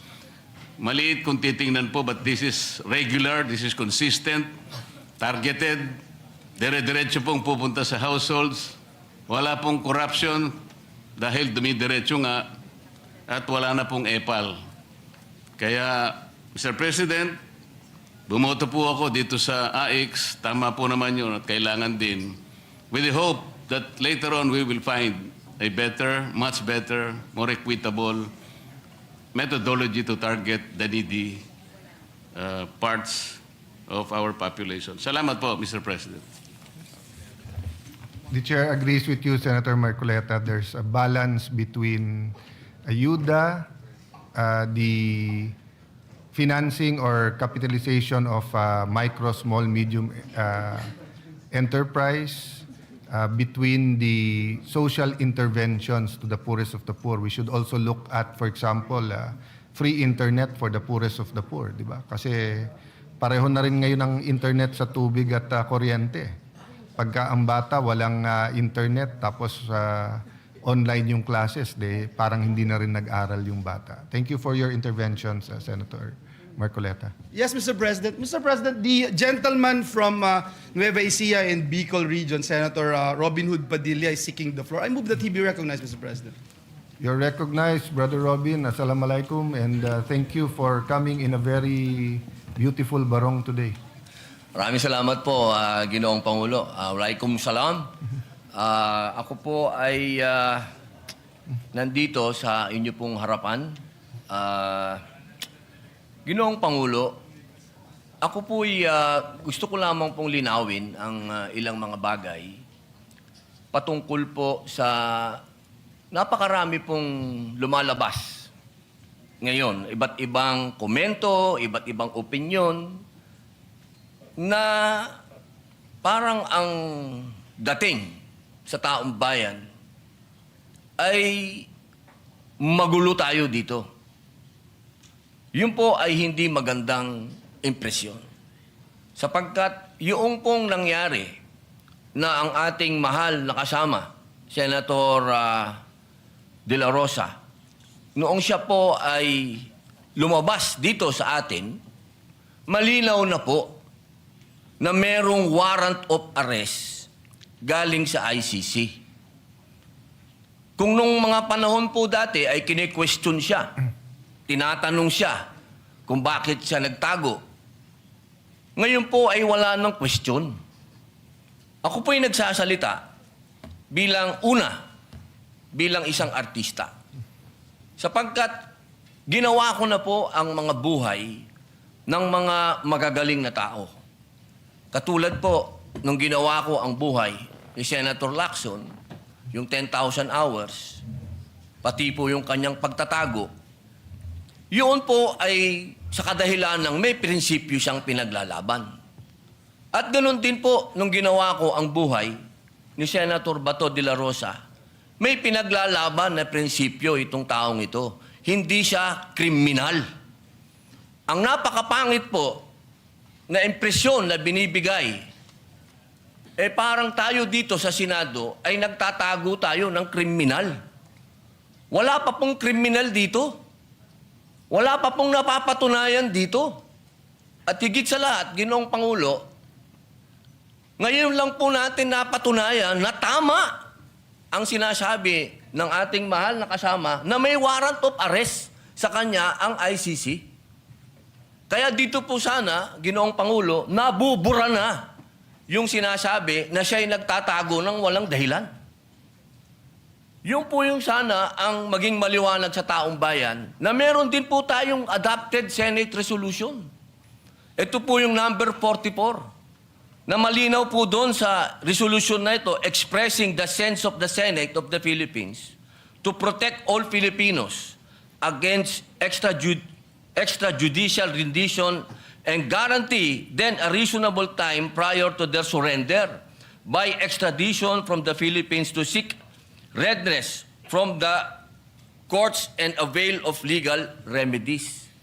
So wala po tayong ginagawang kaimposiblihan dito dahil sinusunod po natin ang resolution natin. Dahil siya po, inaasahan natin at meron din po siyang pending na TRO sa Supreme Court. Ginoong Pangulo, sana wag po tayong magkaroon ng mga mixed messages dito.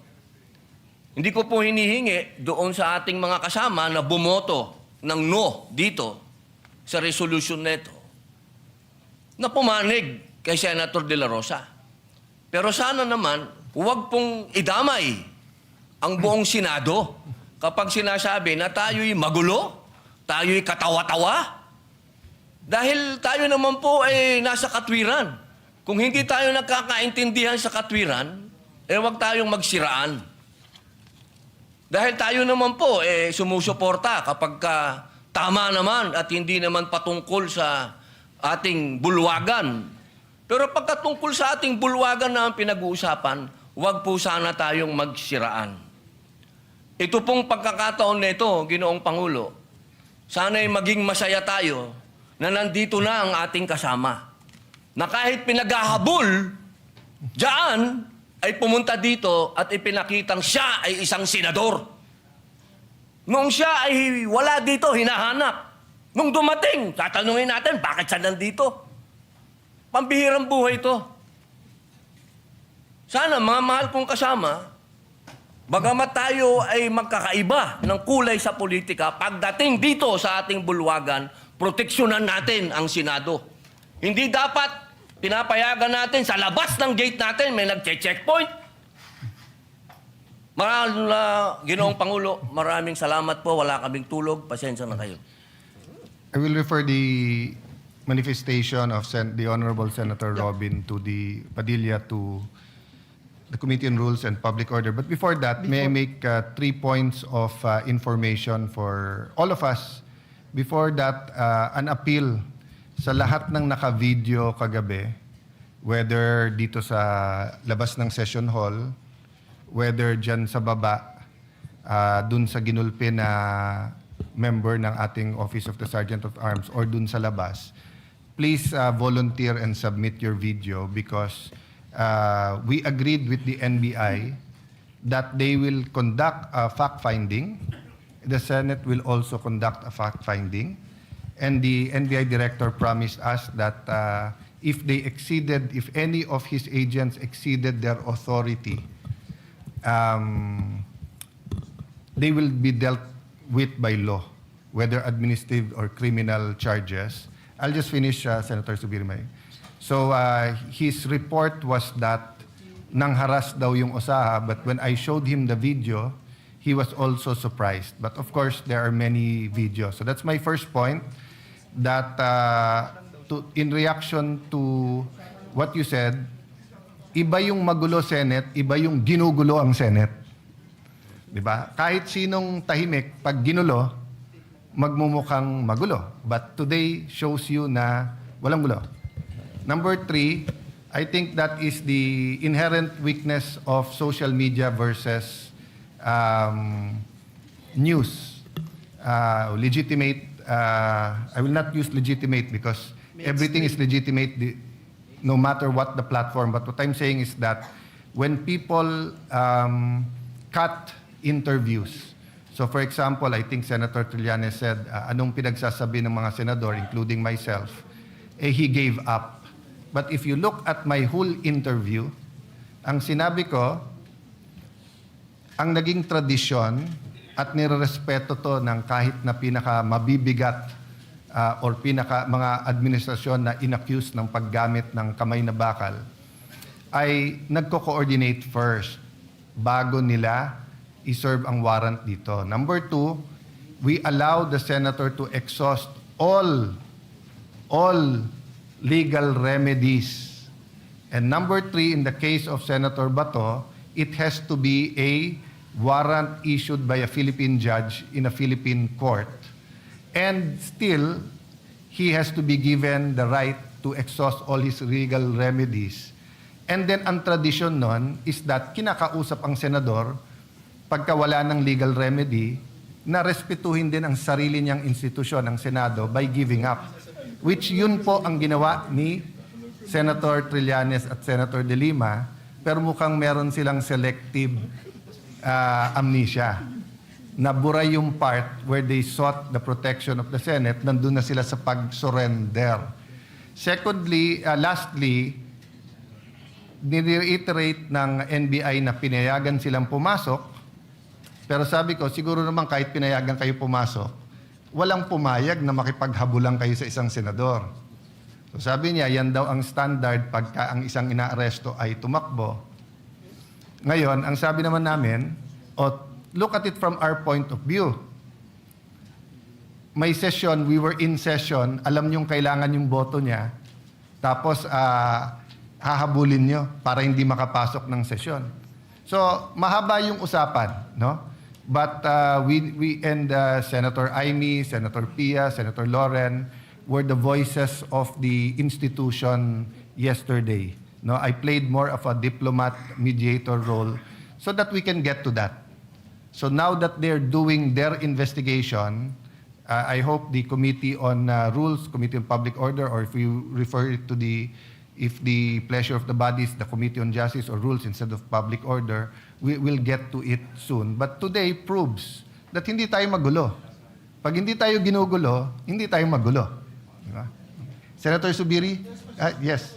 Yes, Mr. President. Senator Senator Zubiri and then Senator Marcoleta, Mr. President. Very quick, Mr. President. Thank you. Mr. And then President, just very Senator- quick, just to add to the discussion, to weigh in the discussion. Yung nangyari po sa ating OSA yesterday's is, I would say, not just a very sad but tragic experience for OSA. I think I'm looking for the right word. Hindi ko lang masabi na hindi ko babastusin yung NBI. Outraged talaga. Outraged. We're outraged. Thank you, Senate President, for helping me. That we were outraged.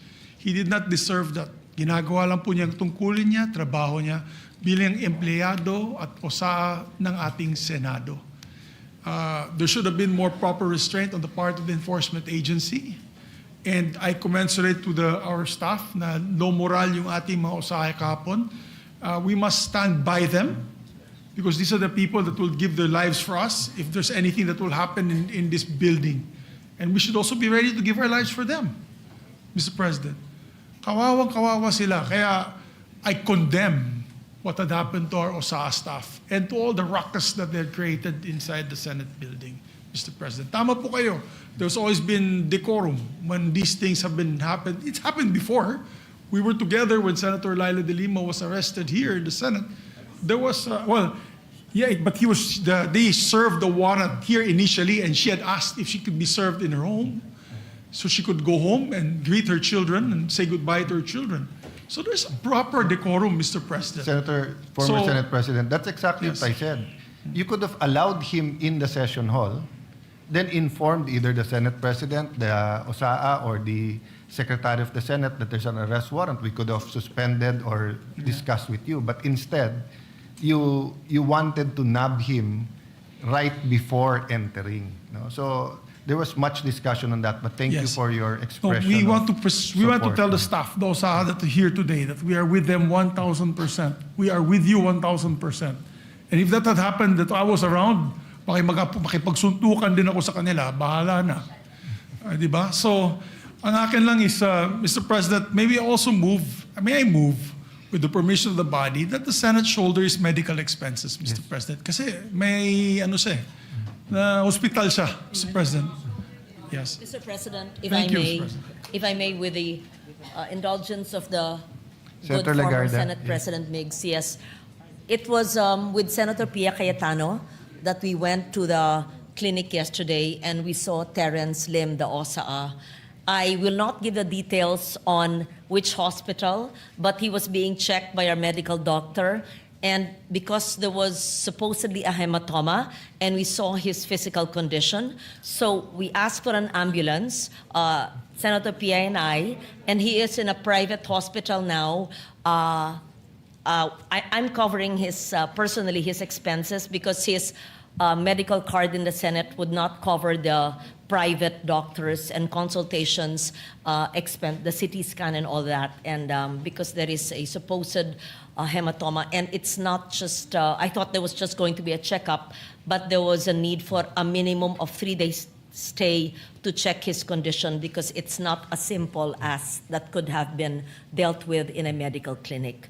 All I can say was we were shocked. Senator Pia would probably be able to explain this. I could not explain how that actually could happen at the gates of the Senate.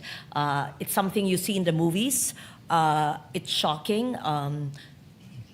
When Senator Subidi said, baka makipagsuntukan siya, I don't think you meant that literally. You meant it figuratively to show your outrage, to show, yes, no, I would like to, because we're not supposed, dapat hindi nagsusuntukan dito, di ba? Pero when I asked also the other OSA this morning, why did you not come to his rescue? Because the video that Senator Pia showed me was Terence Lim on the ground being mauled by big, burly men and people watching him. So I asked, ba't hindi niyo tunulungan? I cannot give it the details for a fact. The spot report will explain why. They told me what happened. I cannot put it on record unless I have first-hand knowledge. But it shocked me when the OSA gave me the information today.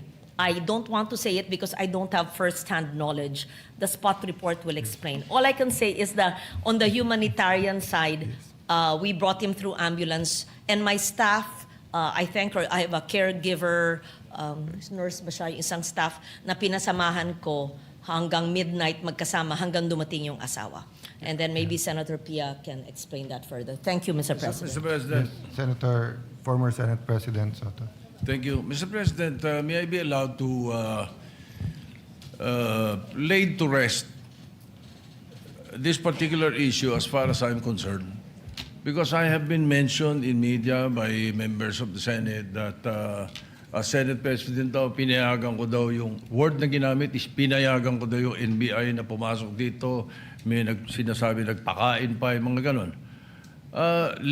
Let the records, speak for itself. Ito muna sa akin, Mr. President.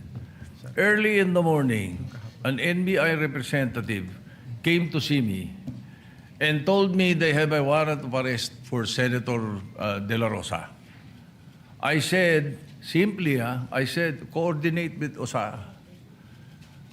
As simple as that. Why? I didn't realize that he was coming.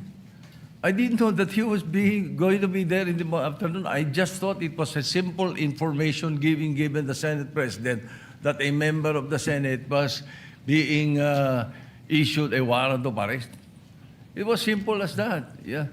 Kaya, hindi pa pwede, little did I know that, Senator De La Rosa, after 7 months of not being here, will suddenly come.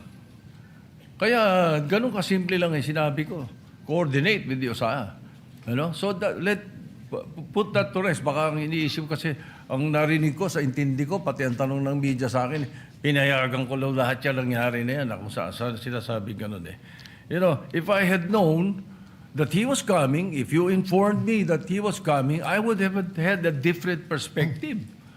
Like what happened with the CIDG when they issued a subpoena to Senator De La Rosa's office. Simple. Walang issue, walang problema. Pinadala lang. Ganun lang sana, Mr. President. I would not be remiss of anything. And definitely, I will not be guilty of obstruction of justice. Like, for example, in the case of Senator Trillanes, I was majority leader. And when he was holed up in his office for I think about 1, 2 days, 3 days. But when he was issued and he was showed the warrant of arrest, sumama siya. Binasahan siya ron mismo sa opisina niya. In the case of Senator De Lima, when the warrant of arrest came and she was here, ang pinakiusap lang niya, doon sa bahay siya arestuhin para kumahanda siya ng damit at makapagpaalam. Ganun lang eh. Dito naman sa Senate, alam naman natin yan. Oh, by the way, when I said coordinate with this OSA, they know the rules. Yung pa ang binanggit ko. Exact wording ko yun, Mr. President. For the record, so that we can put this to rest already. Makapagtrabaho na tayo, kasaan na pupunta usapan. Yeah, for clarity, former Senate President, one, I asking for a report, but I remember Senator De Lima stayed in her room for a few days before that. No, so the way that they're saying that surrendered right away is she was allowed to exhaust remedy. Now, as Senator Pia, Senator Lawrence, Senator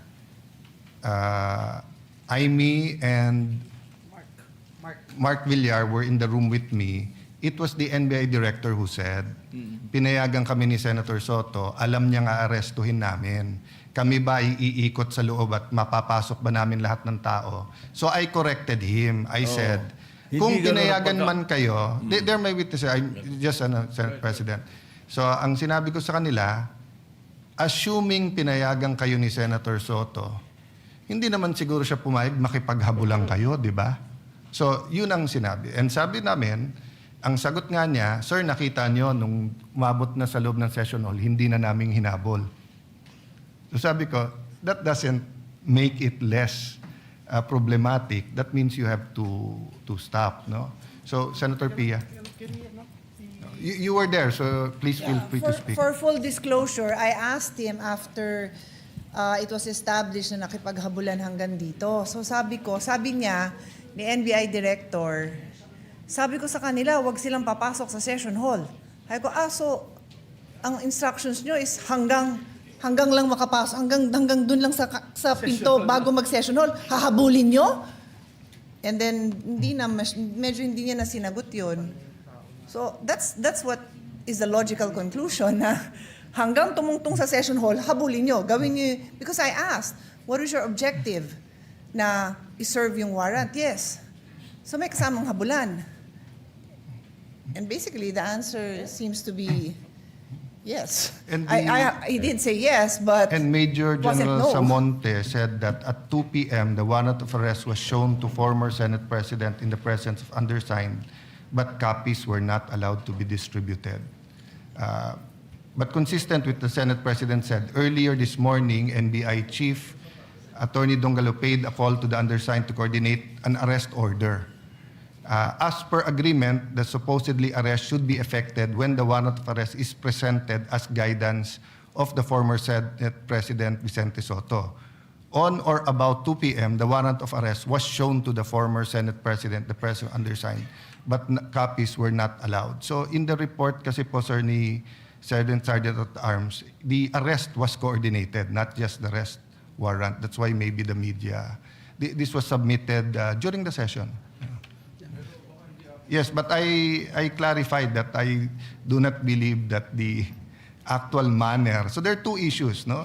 Was it coordinated, which they're saying that they're disputing that. Secondly, the manner in which they carried out the order. Senator... Mr. President, just to put on record, the parliamentary status is that Senator Padilla made a manifestation and he is about to be interpellated by Senator Marcoleta. And so we thank the gentleman for allowing our colleagues to interject. But before we say something, Mr. President, I just wanted to add to what our colleagues mentioned dahil yung mga osaan natin na nagpapakamatay for the Senate institution, Mr. President, pakita natin sa kanila, Mr. President, that we are all out in defending them.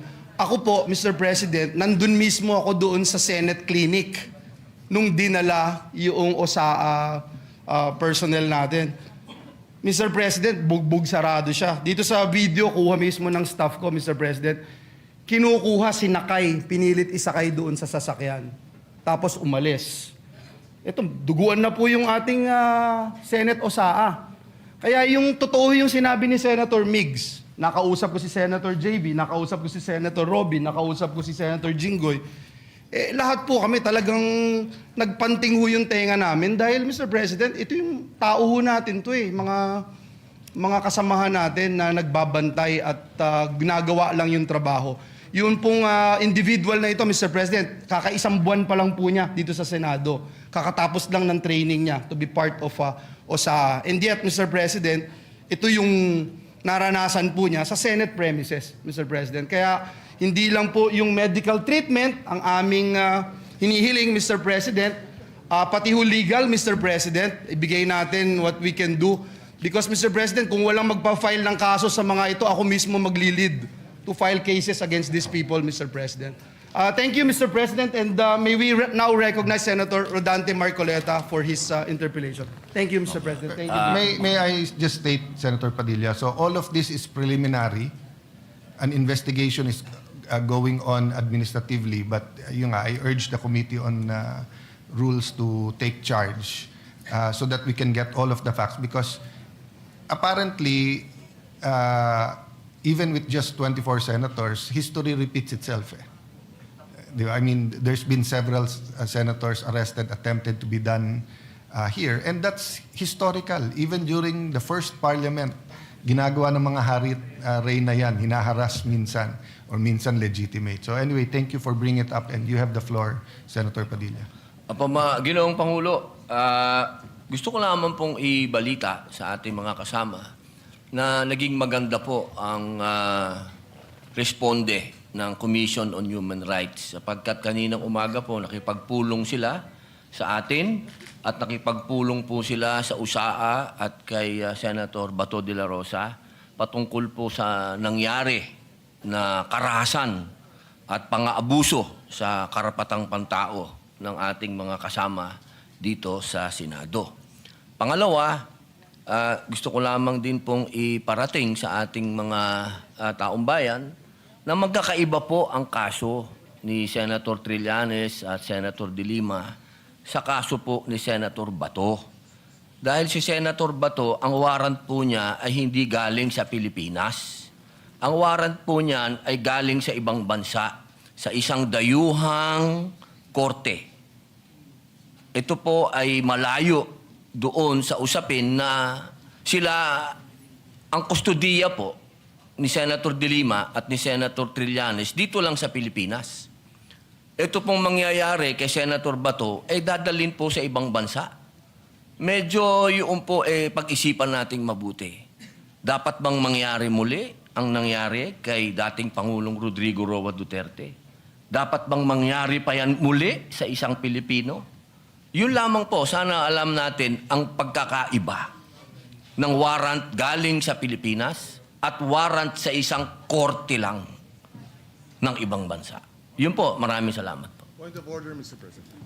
Point of order, Mr. We were going to recognize Senator Marcoleta, but this is a point of order, Yes. so we recognize Senator Yes, Mr. Pangilinan. President, my understanding is this matter was already referred to the Committee on Rules.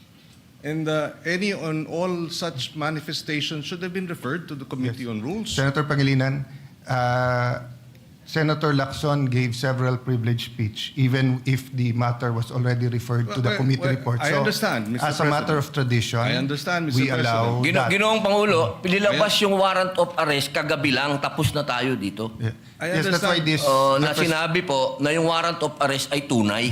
I understand, Mr. President, and therefore I'm appealing that perhaps this matter should be tackled in the committee rather than in this in plenary so that we can address other concerns, Mr. President. The appeal- And the for the appeal- record, Paano natin pag-uusapan yung ibang... And for the record, Mr. President, I still have the floor. And for the record, Mr. President, we voted against resolution number 44. So to say that we have this resolution, yes, but there are senators who voted against it.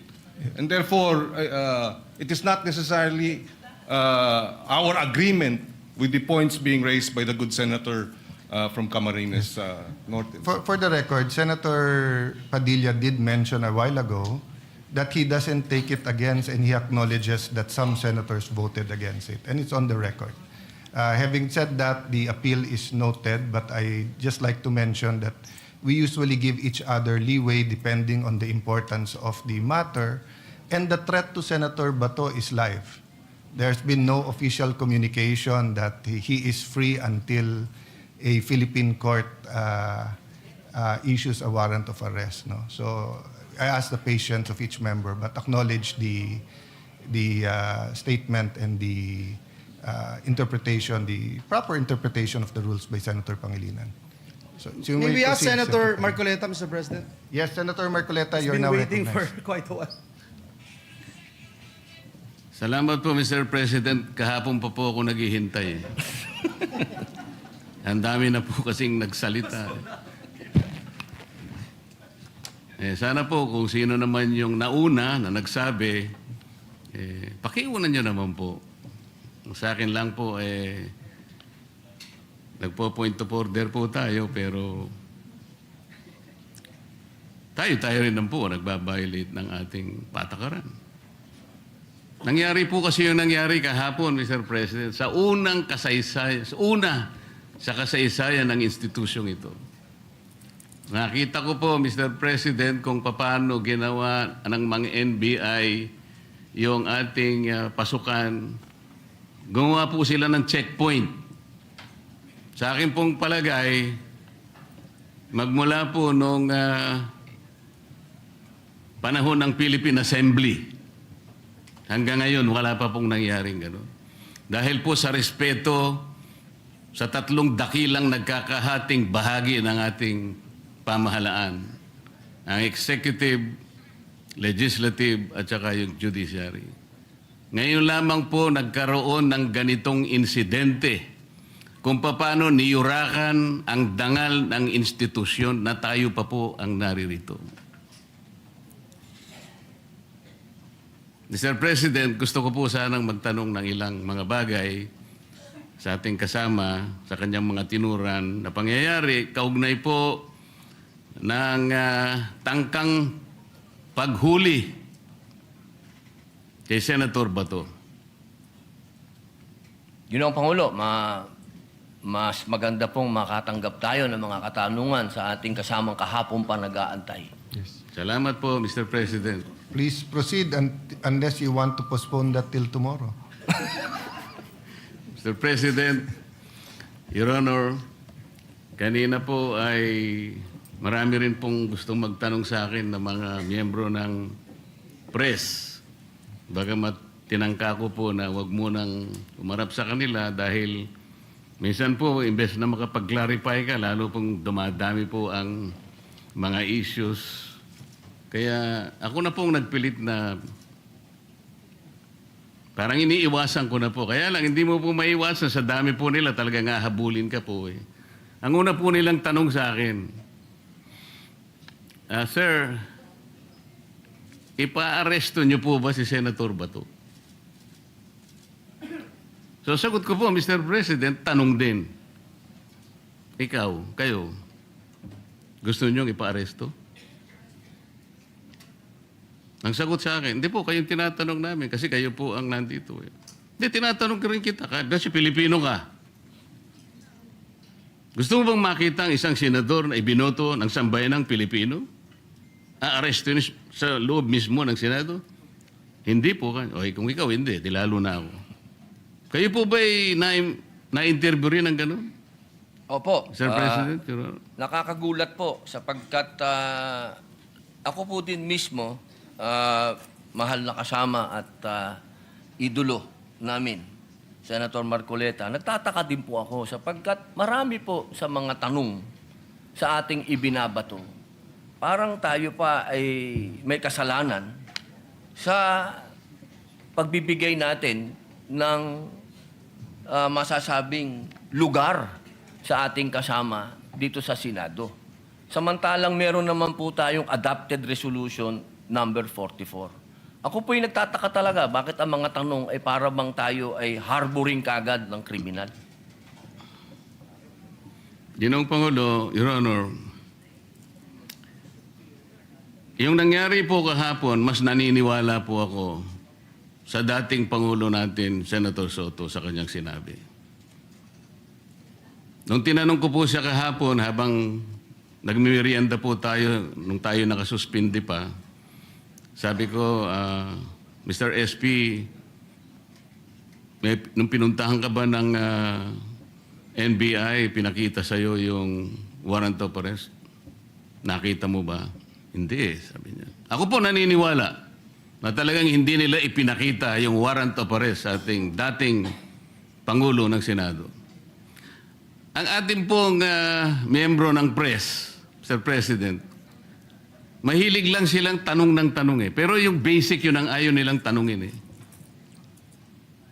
Halimbawa si Trillanes, winawagayway niya, ito ay kayong warrant of, ayaw man lang, bakit hindi nila suriin? Pwede po bang makakuha ng kopya niyan? Kasi po kahapon, Sir President, Your Honor, nung makausap natin ng NBI Director, pwede mo ba kaming bigyan ng kopya ng warrant of arrest? Pwede mo rin ba kaming bigyan ng communication between the ICC and the Interpol Sapagkat ang Interpol, ang karaniwang ginagamit po nila para i-execute yung warrant ng kanilang in-issue. Yung namang Interpol, gagamitin po niya yung counterpart dito sa ating bansa, ito po yung PCTC.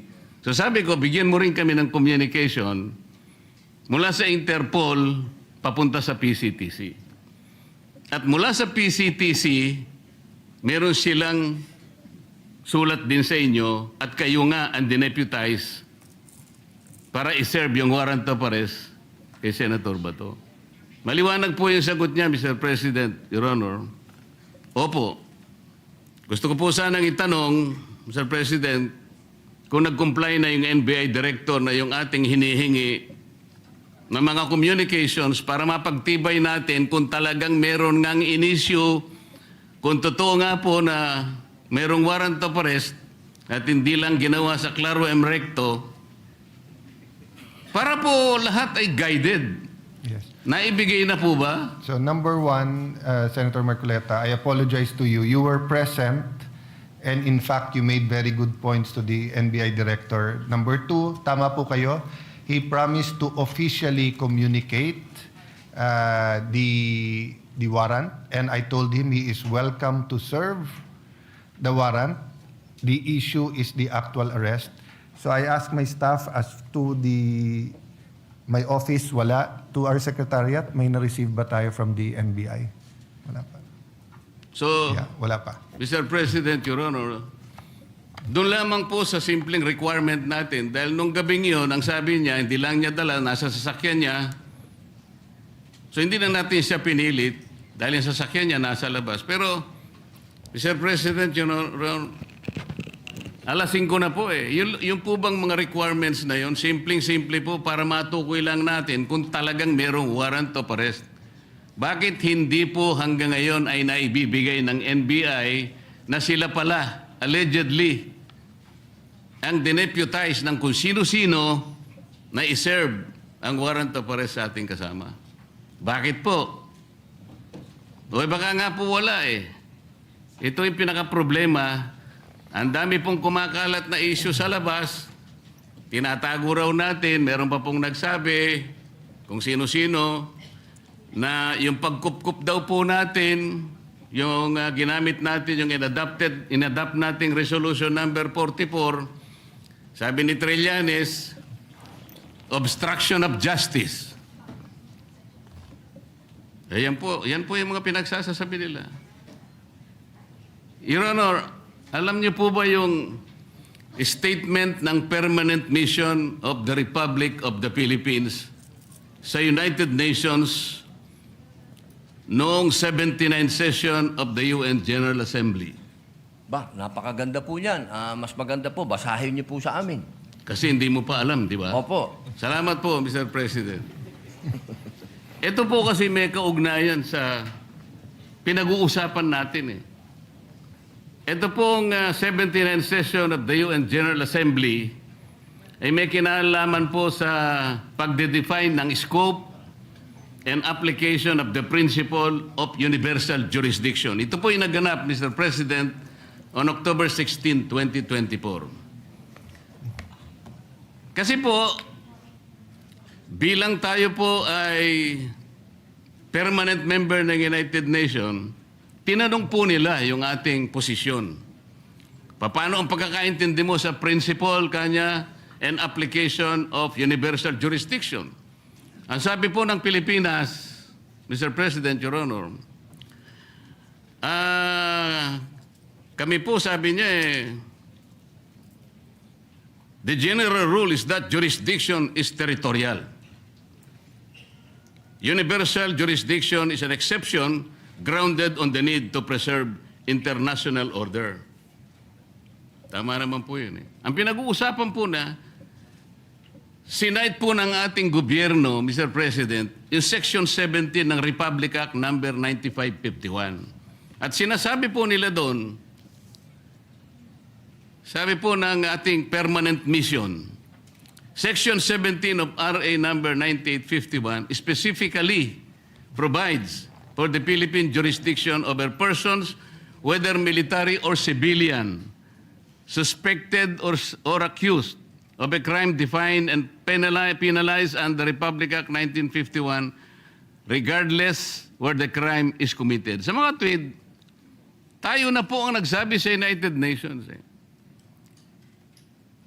na tayo po yung merong jurisdiction. At sinama pa nga po yung Section 18 na kung saan ang Regional Trial Court po ang merong jurisdiction. Primary and exclusive jurisdiction. Kanina po, Mr. President, Your Honor, binanggit po ninyo, yung warrant of arrest kasi kanya galing sa korteng hindi sa domestic nanggaling. Nanggaling naman talaga raw sa ICC. Ipagpalagay na po natin, Mr. President, na totoo nga at hindi peke yung warrant of arrest. Kunwari valid.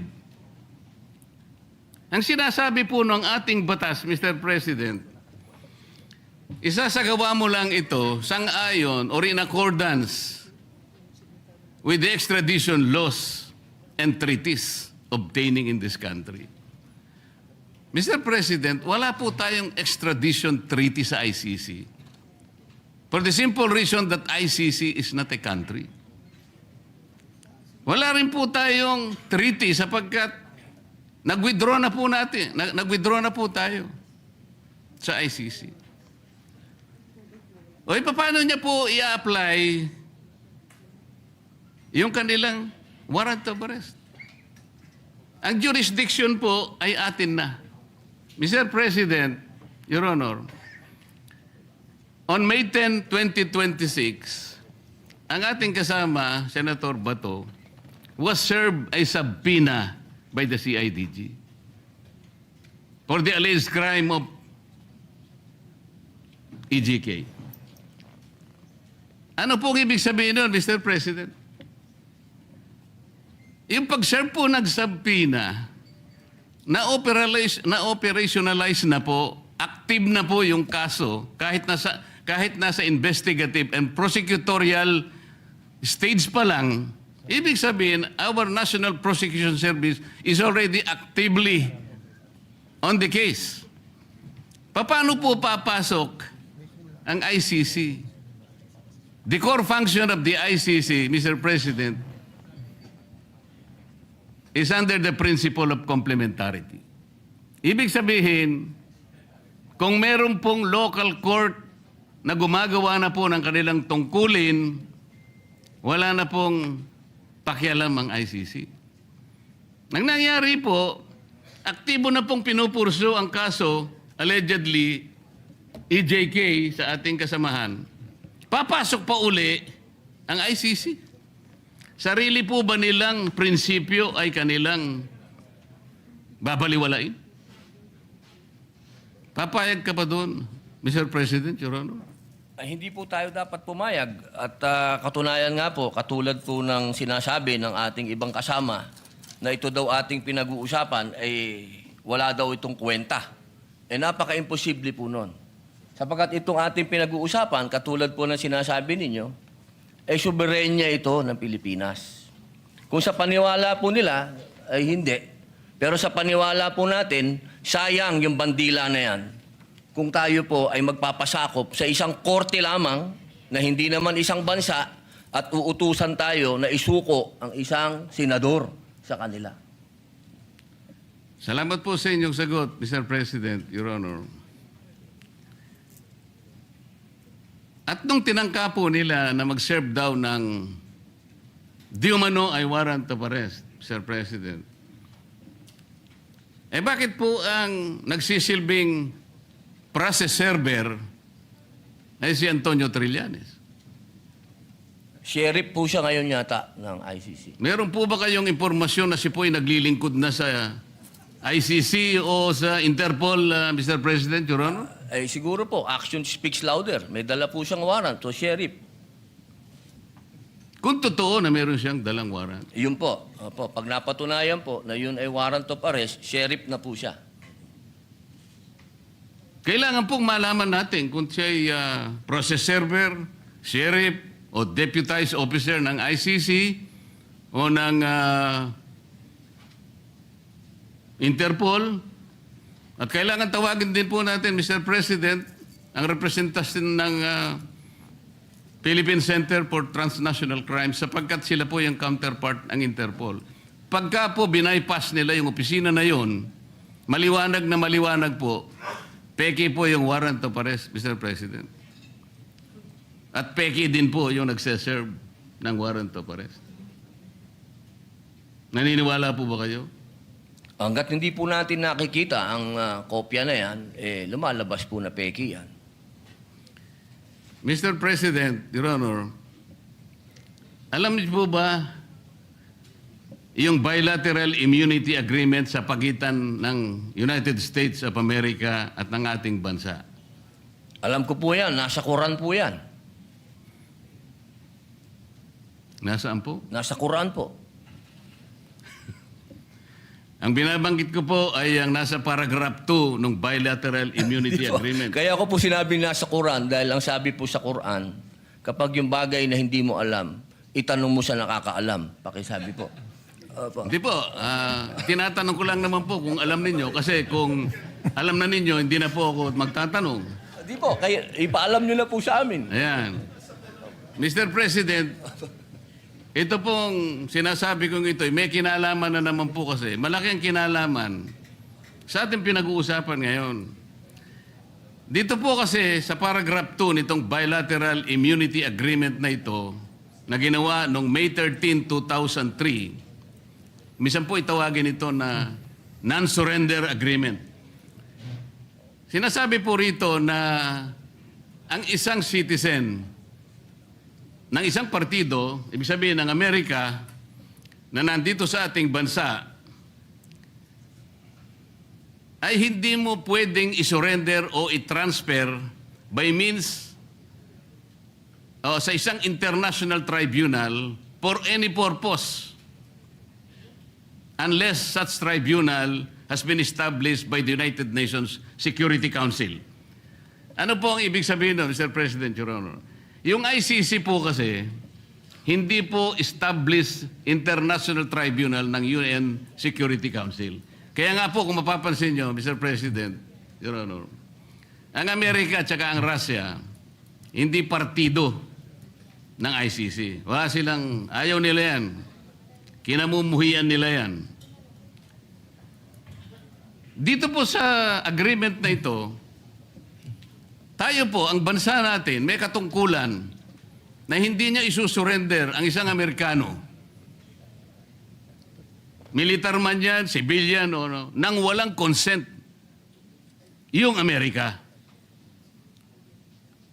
Ano po yung ironical implication nito, Mr. President?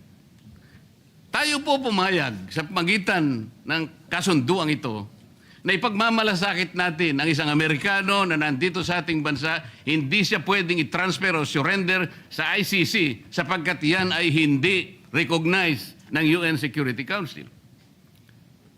Pero tayo, senador, Pilipino, meron siyang mandato sa ating mga mamamayan. Hindi ba kabalintunaan ito, Mr. President, Your Honor? Opo. Tama po kayo. Yan po ay ibinoto po yan ng taong bayan. Katulad po ni Senator Bato. 20 million po ang bumoto dyan.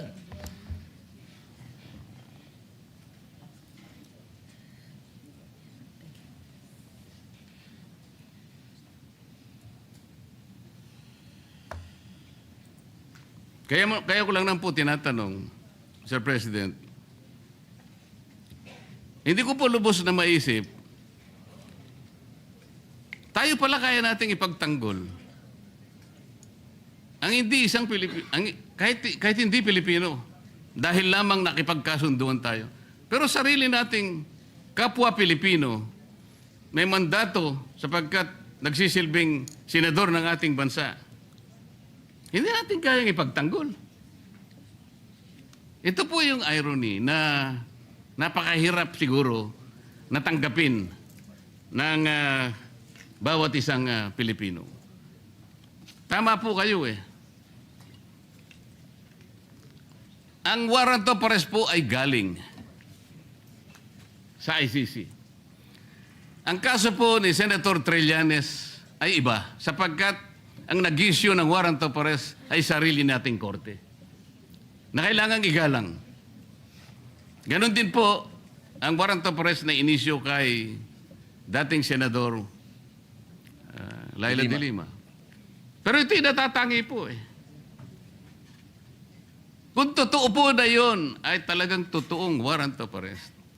At yun ay nakabase sa saligan mismo ang Rome Statute. Bakit hindi muna nila unang basahin, Mr. President, yung Article 59 ng Rome Statute, na kung saan sinasabi ron, yung aarestuhin mong tao, kailangan madaliin mong ilagak sa isang competent judicial authority ng custodial state. Ano ang custodial state? Yung ating bansa. Bakit po kailangan yon? Maski ang ICC, kinikilala niya yun. Dahil meron pong mga prosesong dapat na mapagtibay. Una, kailangan malaman natin kung yung warrant of arrest applicable doon sa tao na yun. Dito lang, sa pinag-uusapan natin, hindi applicable kay Senator Bato. So meron siyang recourse para questionin yung warrant of arrest. Kaya importante na ilagak mo siya sa isang competent judicial authority. Ang isa pang kinakailangan mong maisaalang-alang doon, Mr. President, Your Honor, ay kailangan yung proseso ay naigalang lahat. At lalong-lalo na yung kanyang karapatan ay talagang nasino. Yun po yung inihingi noon eh. At ang isa pa po, meron siyang karapatan na magpetisyon kung sakaling yung custodial state na yon ay i-detain yung naaresto, na magpetisyon ng immediate release or provisional release. Lahat ng ito ay hindi magagawa, Mr. President, Your Honor, kung kikilalanin natin yung warrant of arrest na valid sa ating jurisdiction. Meron po siyang katapat na batas eh. Meron tayong local na batas, RA 9851, na humahatol at nagbibigay parusa sa mga ganun ding mga kasalanan na siya din naman ang nililitis ng ICC. So sa prinsipyo po ng complementarity, Mr. President, maliwanag po na nasa jurisdiction na po ng ating lokal na mga hukuman ang pag-aasunto kung meron ng basihan sa ating kasama. Hindi na dapat kilalanin yung ICC sapagkat ang batayan lang nila ay yung tinatawag na principle of complementarity. Malinaw po na nangunguna po, may primary po jurisdiction ang ating lokal na korte. Exclusive and primary jurisdiction. Yun po importante. Ngayon, yung pong mga nagkukunwa na process server, nagkukunwa na sheriff, nagkukunwa kung ano man sila ng ICC, kung bayaran sila o hindi, dapat po tingnan muna nila lahat yung mga bagay na pinag-uusapan natin. Bago nila puntahan ang isang institusyon katulad nito, nahahabulin pa yung isa sa atin. Ang pangyayari po kahapon, uulitin po natin, Mr. President, kailanman po ay hindi nangyari sa kasaysayan ng institusyong ito. Tinanong ko pa nga po kahapon sa ating director ng NBI dahil pinipilit niya. Kaya po nung papunta na, kung makakapasok po si Senator Bato sa session hall, ay wag nyo na siyang tutugisin. Para bang ang parte lamang ng Senado, Mr. President, ay itong session hall. So nung tinanong ko, bakit po yung parking area namin na kung saan nagsimula ang habulan at saka yung mga hagdanan ay hindi ba parte ng institusyong ito? Sir, sabi niya, hindi naman po kami magiging ganito kung hindi po kami nakipag-coordinate. Hindi po ako naniniwalang nakipag-coordinate sila ng totohanan, Mr. President. Mas naniniwala po ako sa ating former president na hindi niya papayagan kung alam lamang niya ang kanilang balak na pagdakip at pamamaraan ng pag-iinsulto sa bulwagang ito, Mr. President. Maraming salamat po, Your Honor. Maraming salamat po, Mr. President. Madam President. Madam President. Opo. Senator Padilla, please proceed. Yes. Opo. Meron lang po akong mga konting katanungan sa inyo. Sapagkat gusto ko po sanang ireklamo si Senator Pangilinan sa pagsigaw. Meron po ba sa rules natin na sinasabing pwede mong sigawan ng kapwa mo senador?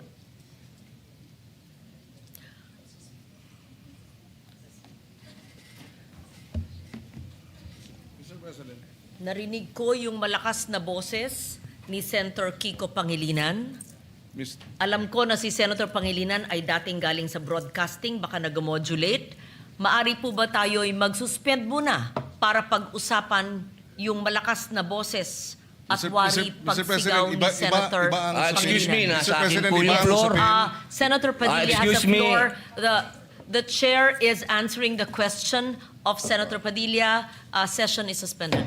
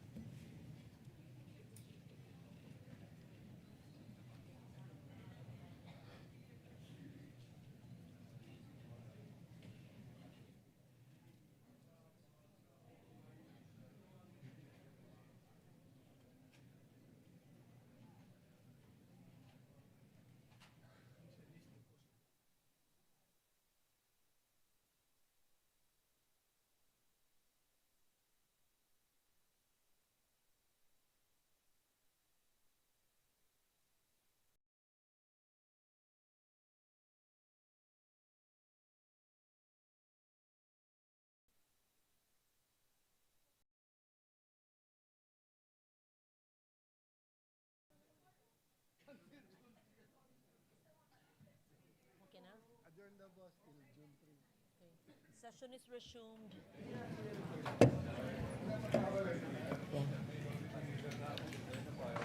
Earlier, Senator Padilla had a floor, but we had discussed it, and we thank Senator Padilla and Senator Pangilinan for understanding each other. In the meantime, we would adjourn session unless there's If any... I may, Madam President. Yes, if Majority I may, Leader. Madam President.